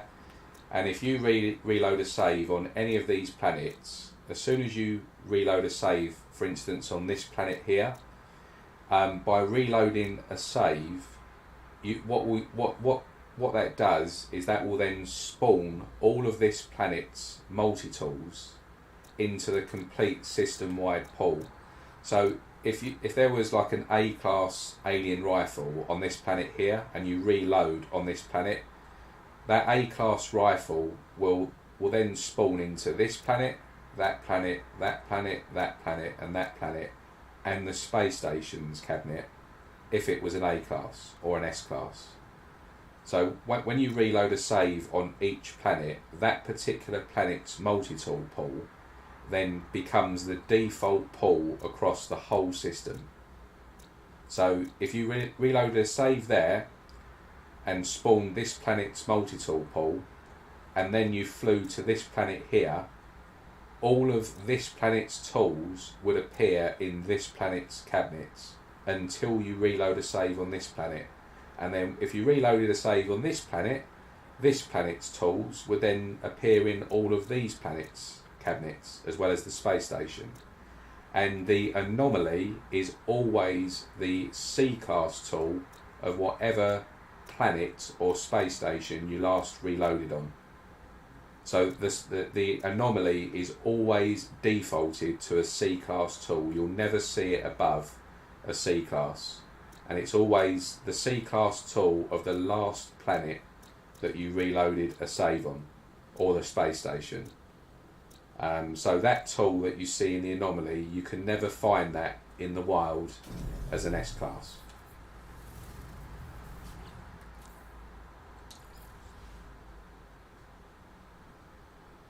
Just destroying your bacon sandwich. Enjoy. I pretty much, so during the week when I work, sort of Monday to Friday, I probably have a bacon roll or a bacon sandwich at least 3 times a week. I have that with a cup of coffee, and it starts my day off that. And if I don't have that, I tend to have Marmite on toast. You love it or you hate it.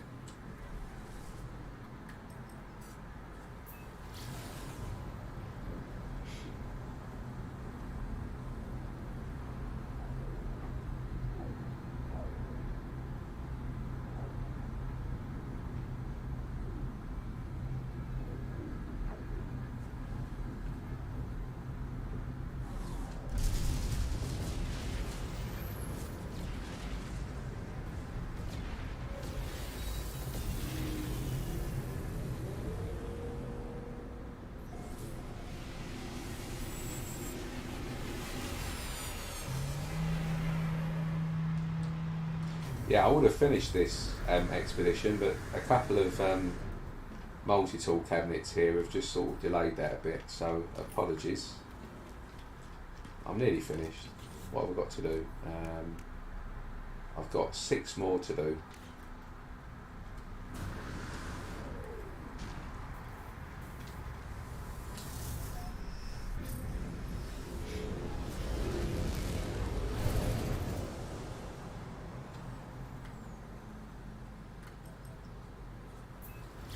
And unless there's a planet tucked behind here, which there isn't, I've just got 2 planets to reload on there.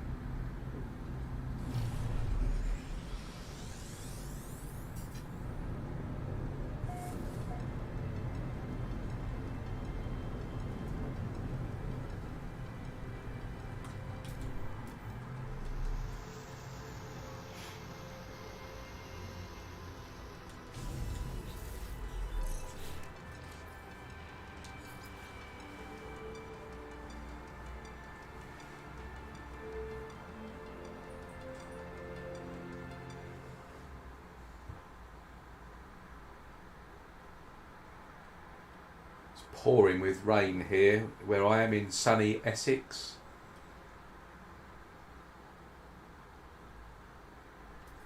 It's a nice sort of cosy day today.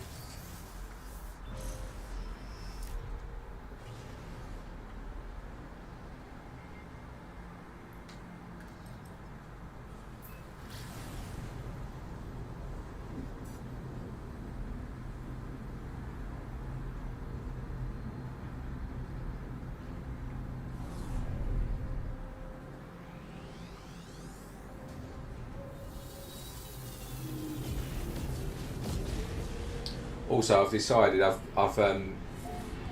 obviously got a troll, like a griefer at the moment, that he's blocking off some of my multi-tool finds. Like he's basically blocking off all the entrances to the minor settlement. So we've blocked him from social media. So what I'm going to do is I'm not actually going to post any of my finds as pictures on Reddit or Discord or Facebook, and what I've decided to do is I'm gonna continue to post them as videos on YouTube for the next couple of weeks. And I think I've managed to block the guy on YouTube,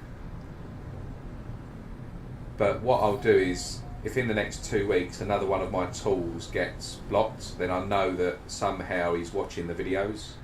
But obviously if he doesn't block any of the tools, then at that point I'll obviously continue posting videos as normal on YouTube, but I'll start reposting the pictures as well, like on, maybe I'll start on Facebook and see how I go, and then Reddit. But I'm not going to be posting any pictures of the finds on any of the social media platforms for the next 2 to 3 weeks, just to see how it goes.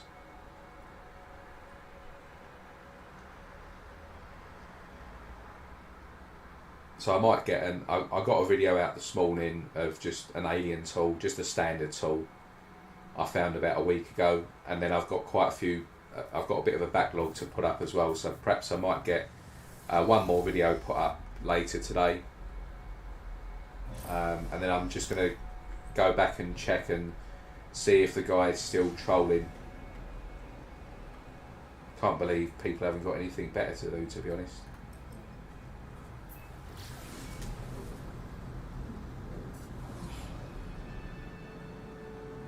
Frosted or Frosted, hi, how you doing? Welcome to the stream.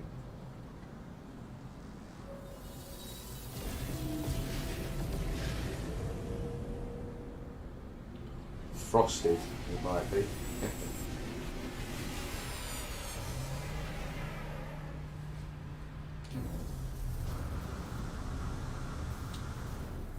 Right, this is the last one. Nope, it looks like a standard tool. Right, so nothing special in this system at all, and that's the way it goes. Like, more often than not, that's exactly what happens. So there's no surprises there. Be nice if it spawns a nice tool, but more often than not it doesn't, I'm afraid. Right, so let's go to the next system. Want to head towards the centre. Yep, we'll go here.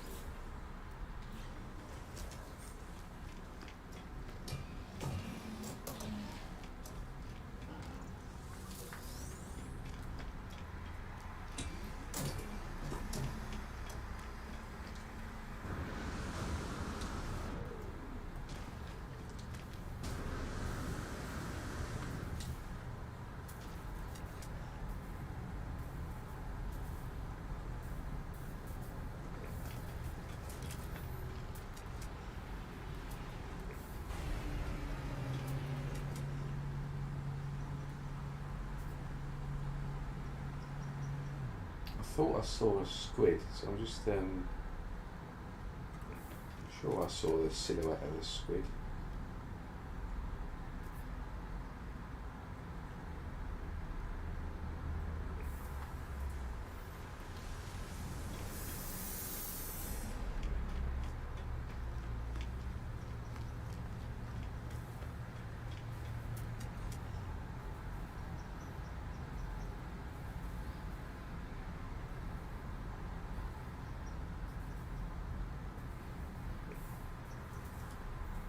maybe not.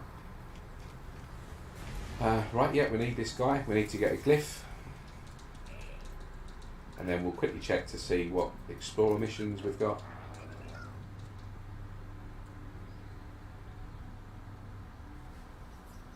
Do I know any systems to get S-class multi? Yeah, most systems will have them, but obviously each system's different. So you've just got to play the numbers in this game. Like, just walk to as many different systems as you can, and you'll find what you want quite quickly. I would stick to sort of tier 3 and tier 2 systems though. Ideally tier 3. But I know that a lot of like older posts of people that had, like, including myself, that had found systems with all the sort of main upgrades in one shop. A lot of those kind of were changed after several updates, so a lot of them don't work anymore.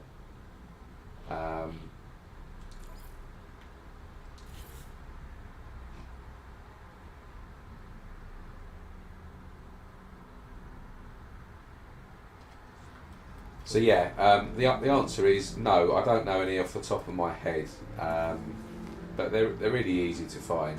I mean, pretty much every tier 3 system will have at least one S-class upgrade. So like, if I go to this guy, I'm in a tier 2 system at the moment, but I reckon he will still have at least one or two. Yeah, so he's got one. But I mean, I don't use Blaze Javelin, so this wouldn't be useful for me. But yeah, pretty much every shop that you go to will have at least one, and sometimes a lot more, like 3, 4, even 5.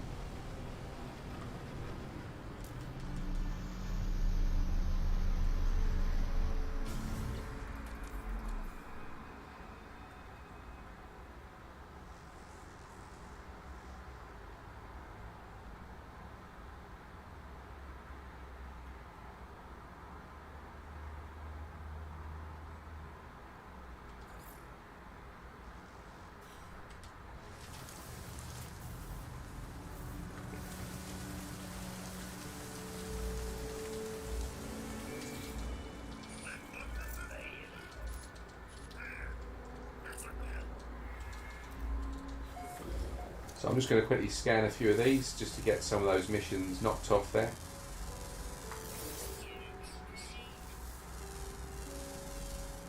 And then I'll kill a couple of creatures as well.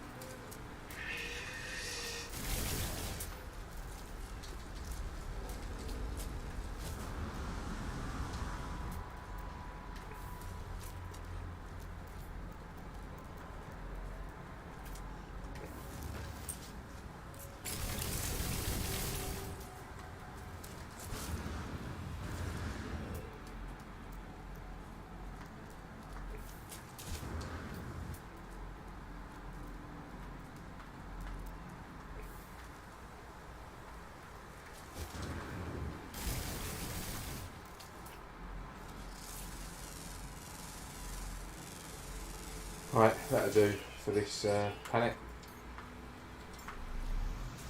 Actually, I'll just quickly get a couple in this cave.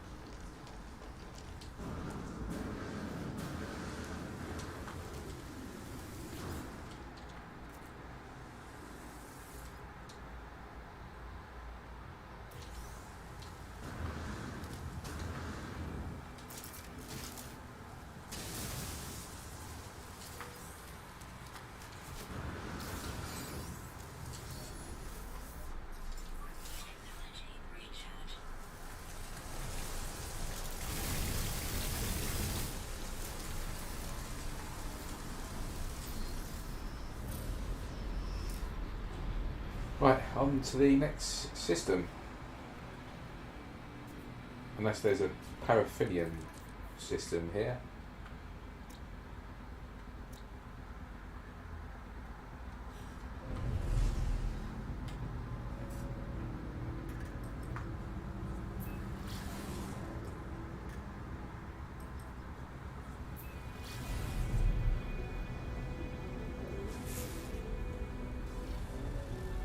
Yeah, quickly just grab some paraffinium from here.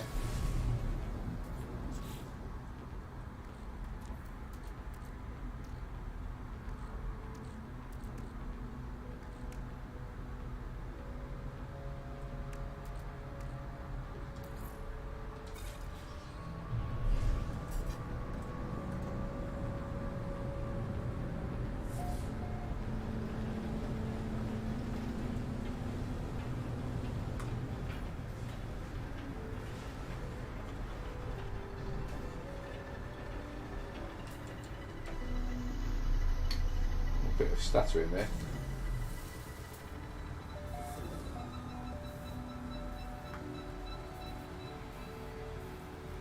No, this isn't going to be a good planet, is it? This looks like a very water dominant planet, this one.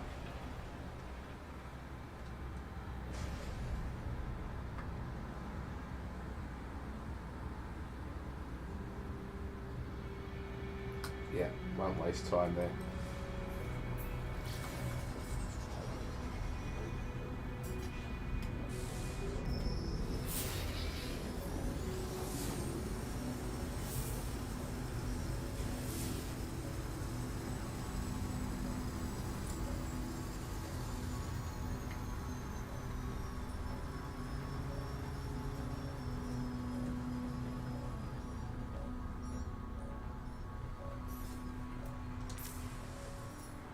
On to the next one.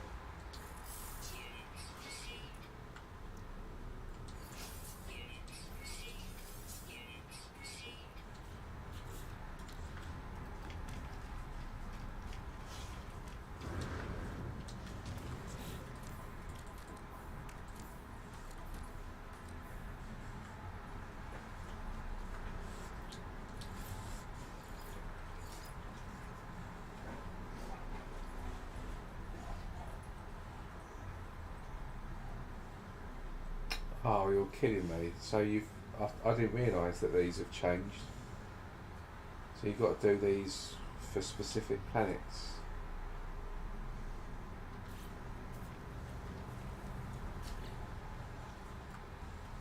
Right, well, I need to get rid of some of this then, so...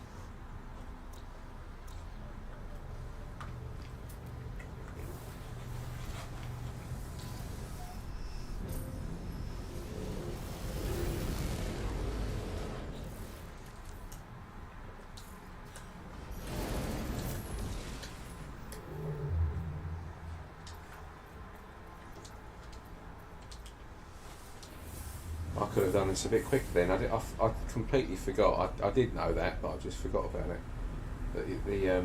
The flora and the minerals are specific to a planet, whereas before you could basically just scan like all the plants and all the minerals and just stack all those missions up, and you'd eventually get a you'd basically knock them all off in one go, but you can't do that anymore. I think that was actually a few updates ago that they did that.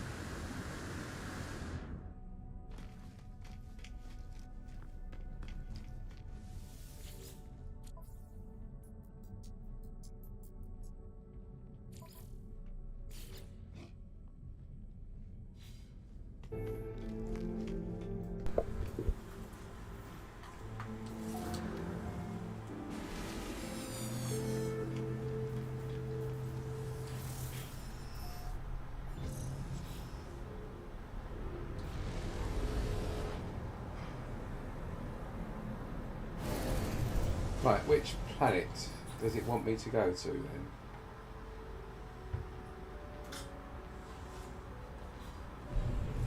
Doesn't look like it's one in this system. But this is, so we'll do this one first.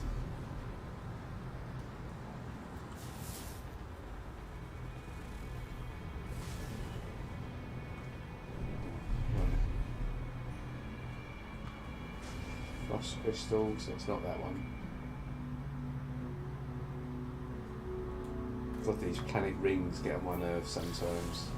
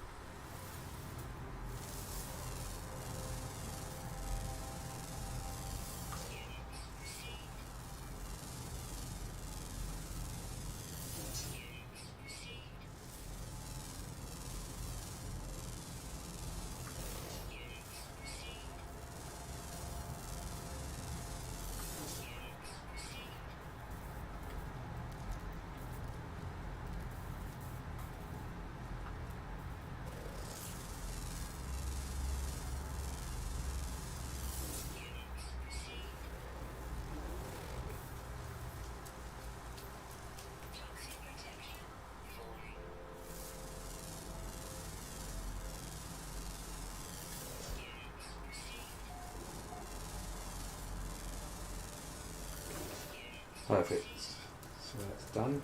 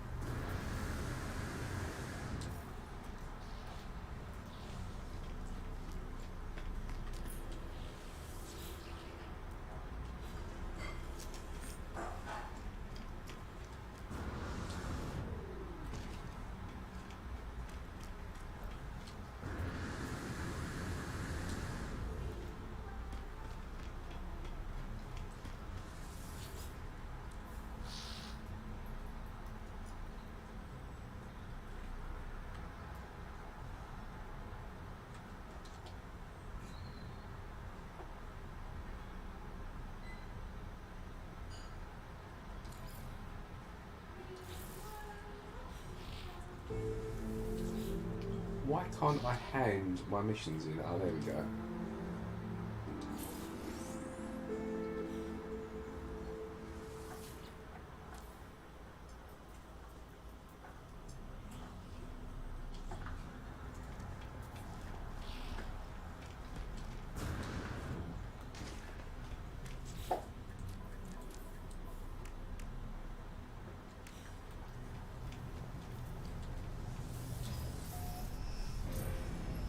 Getting some severe frame rate issues here. Sorry about this.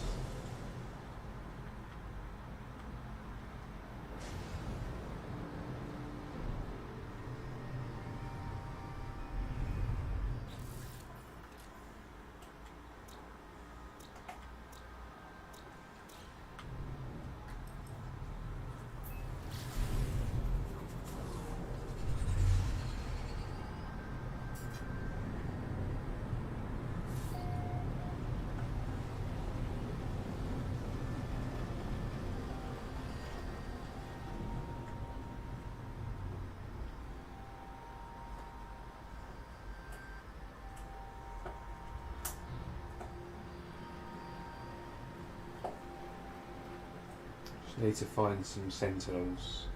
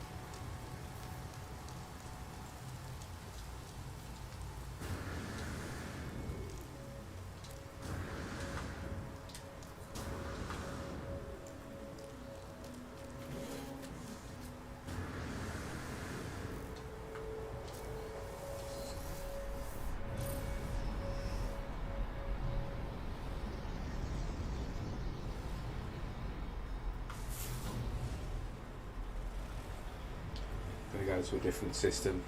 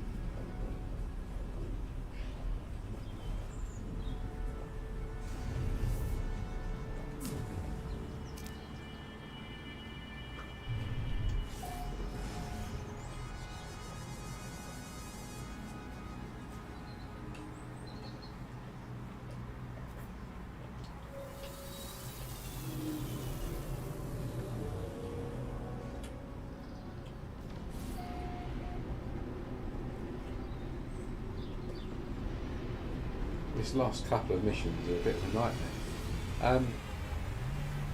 I'm just confused as to why I couldn't hand in this mission here. Because I've definitely finished that.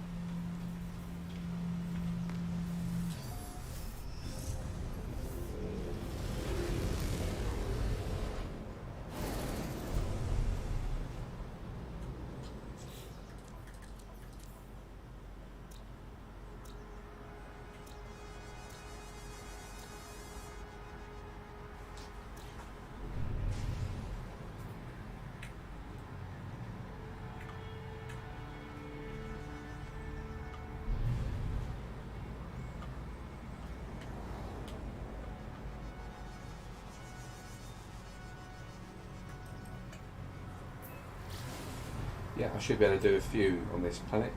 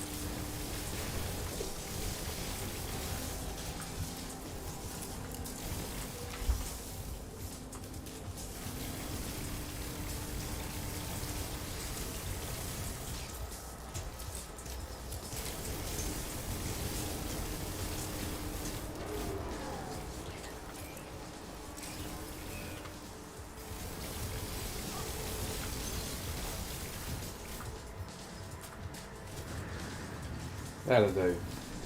Hi Flying Brian, how you doing? Happy Sunday. Hope you had a good weekend so far. I'm just at the back end of just trying to finish off this bit of a grind really. I've got literally just 4 more of these to do. I think I'm about to hand in 2. So yeah, it'll be 3 or 4 more to do and then I'm done. Taking a bit longer because I stumbled across a couple of S-Class space station cabinets and just sort of try to see what we could get to spawn, but nothing came, no exotics, it was all crappy standard tools.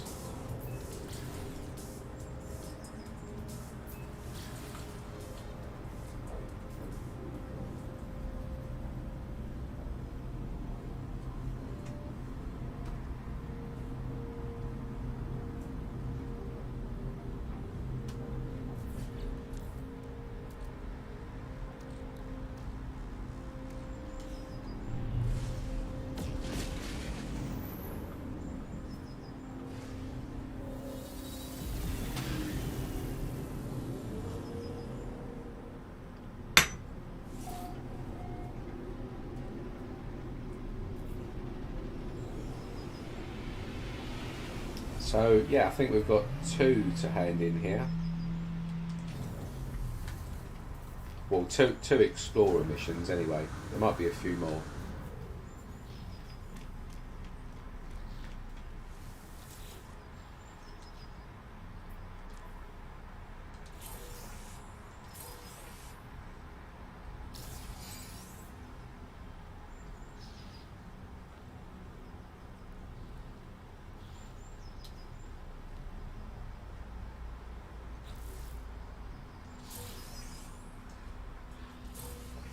Oh, I might have actually done them all here.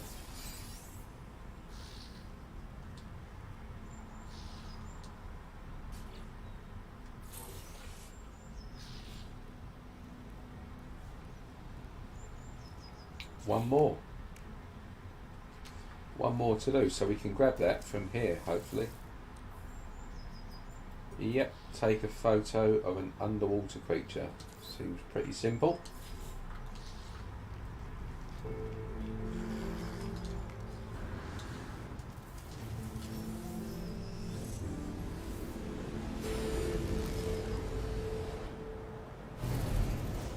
So yeah, we'll go here because it's got some water.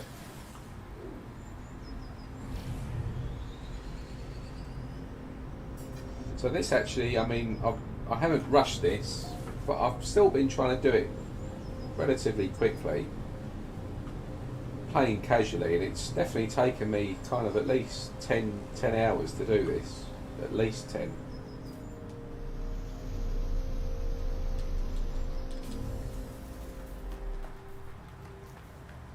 It's quite a long expedition, this one. I think the last one I did in like 4 hours. If that.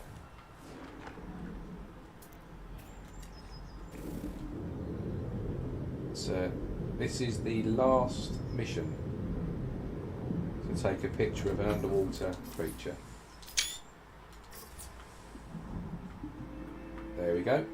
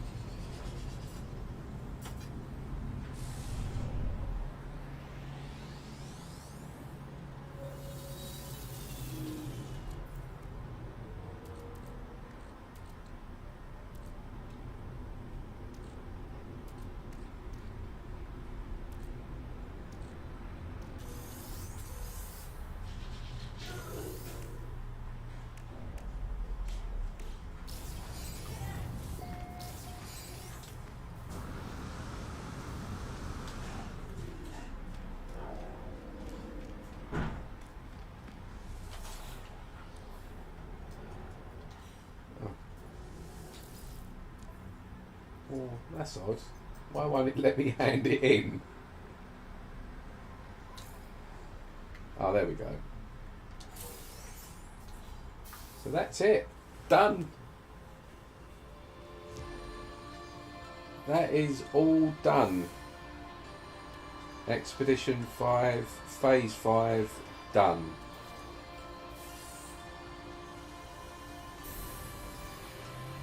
Sentinel Quad Companion Egg. Absolutely no interest in that, but all good. So let's collect that one there.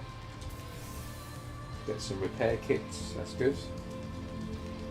Nav data, perfect, because this is going to be one of my fresh multi-tool hunting saves. I've got to get all of this sorted out, selling some stuff and whatnot. Here's some space, and I need to get this eventually sorted out with matter beam and stuff. But yeah, so we're done. This is all going to be stuff that you can get in the anomaly.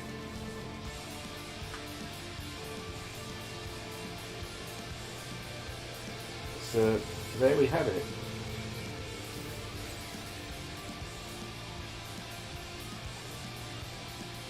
Yeah, I like, so flying blind spot, yeah, I like the challenge though.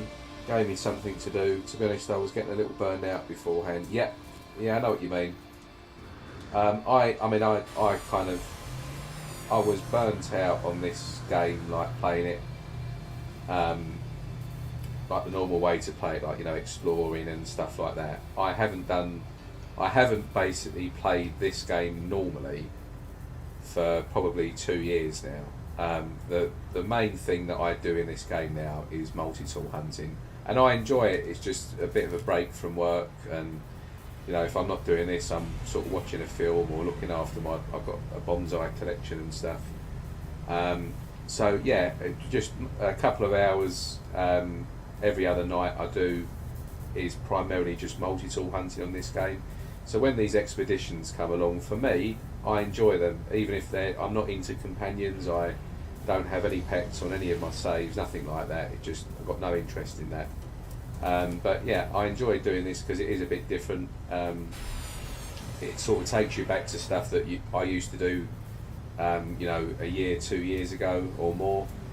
And yeah, it's just the challenge is there. It keeps you sort of, you know, engaged. Good for the community. It's good for like content creators like Beebs and Zane and Zoo and all of the sort of top YouTubers out there. So yeah, I don't mind them at all. But yeah, for me, because I do something very specific in this game now, which is find decent tools for the community and myself. But I've got like the ultimate tool in my mind that I want to try and find. So I'm sure I'll continue playing for a long time. You've took up hunting living ships, yeah. I mean, there's a few people that do that already. Again, very niche, very small community. You're always trying to find that ultimate one. I thought about maybe doing living ships as well recently, but I quite enjoy the tool hunting for the moment. So it's what I do. It's my little thing in this game, and I enjoy it. Playing the game like repeatedly though now, from like start to kind of, you know, getting to end game where you've got billions of units and everything is maxed out and stuff. I don't really do that anymore. I've done that many times now, so I know what you mean about being burned out and stuff in the game. It is a game that you can only do so much in. As much as there's infinite planets and possibilities and stuff like that, there is only a certain amount you can do within this game, and it has a relatively short story. But if you're into kind of the wider lore, and you know, you're an explorer, you play with friends, or you're a ship hunter, or multi-tool hunter like me, there's a lot of things to keep you coming back and stuff. But I still play the game quite a lot, but no way near as much as I used to sort of years ago when it first came out and stuff. But yeah, so that is the end. We've got there. I'll collect the reward. Expedition 5 EXOBIOLOGY is done.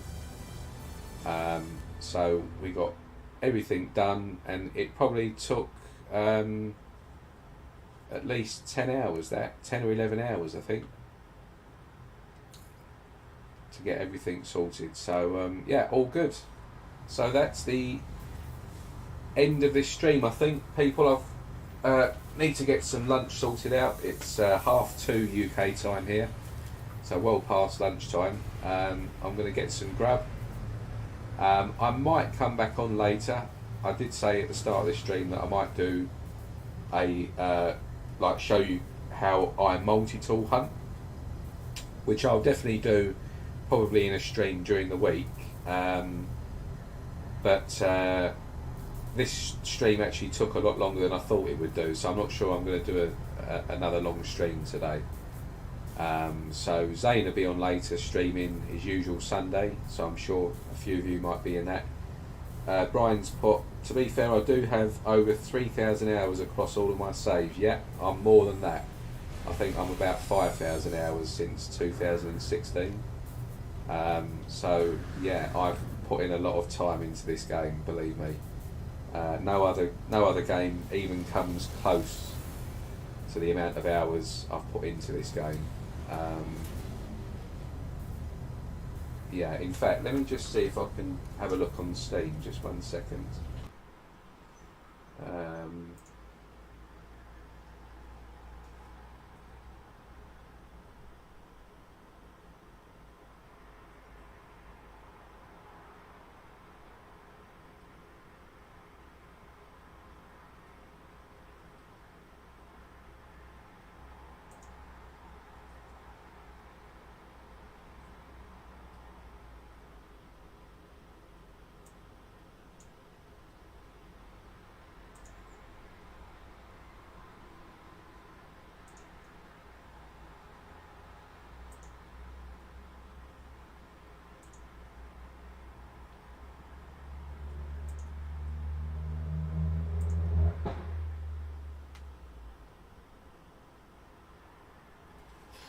So I'm not sure if you can see my Steam screen.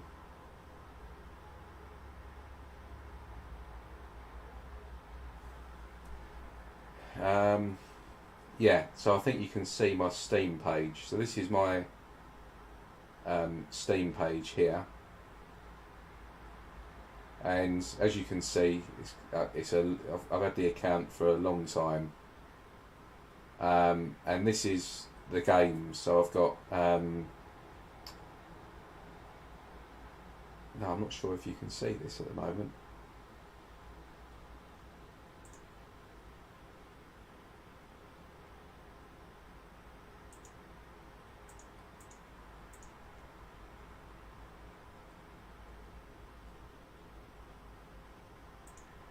I don't actually know what I'm doing here with capturing the stream.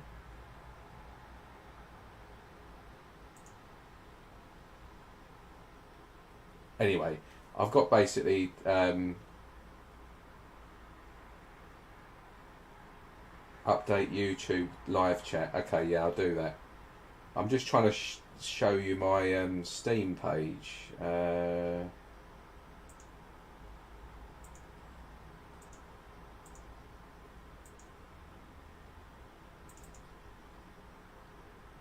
Here we go, right.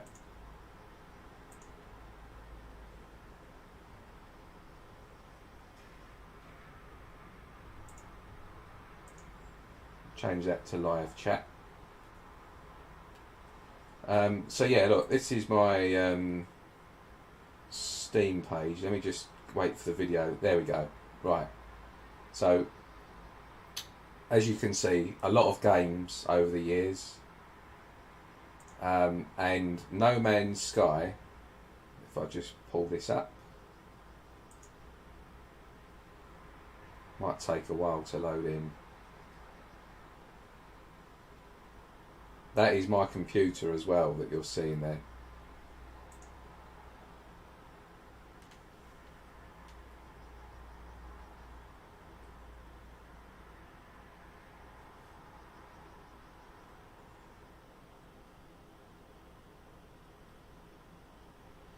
So yeah, No Man's Sky, 5,000, nearly 6,000, 5,500 hours since 2016. And then, you know, as you can see, these multiplayer games, they're kind of several hundred hours, knocking on 1,000.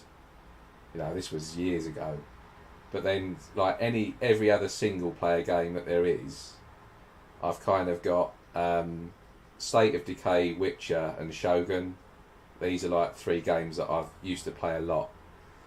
But look, that's like 500 hours, 400, 300, 230, yeah. So as you'll see, No Man's Sky, it clearly stands out. And the other thing is, with what I do, is I'm an achievement hunter as well. So I try and complete as many possible games as I can. Like I've done some quite difficult games as well. None of them are difficult, but yeah. So I've got 207. It's actually more than that. It's about 230. But some Steam games, unless they're actually fully approved, you can't. They won't show the stats. So yeah, I've got absolutely tons of perfect games. So yeah, I don't just do No Man's Sky. I do. I've got a big collection, always adding to that, and I do quite a few different games, as you can see. So I do like. I'm a game completionist, I think is what they call them, an achievement hunter. So that's what I do. So anyway, I just thought I would show you that. Get it back to the game capture.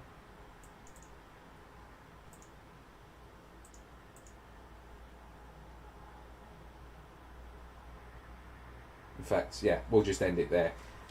So anyway, I hope everyone's enjoyed it.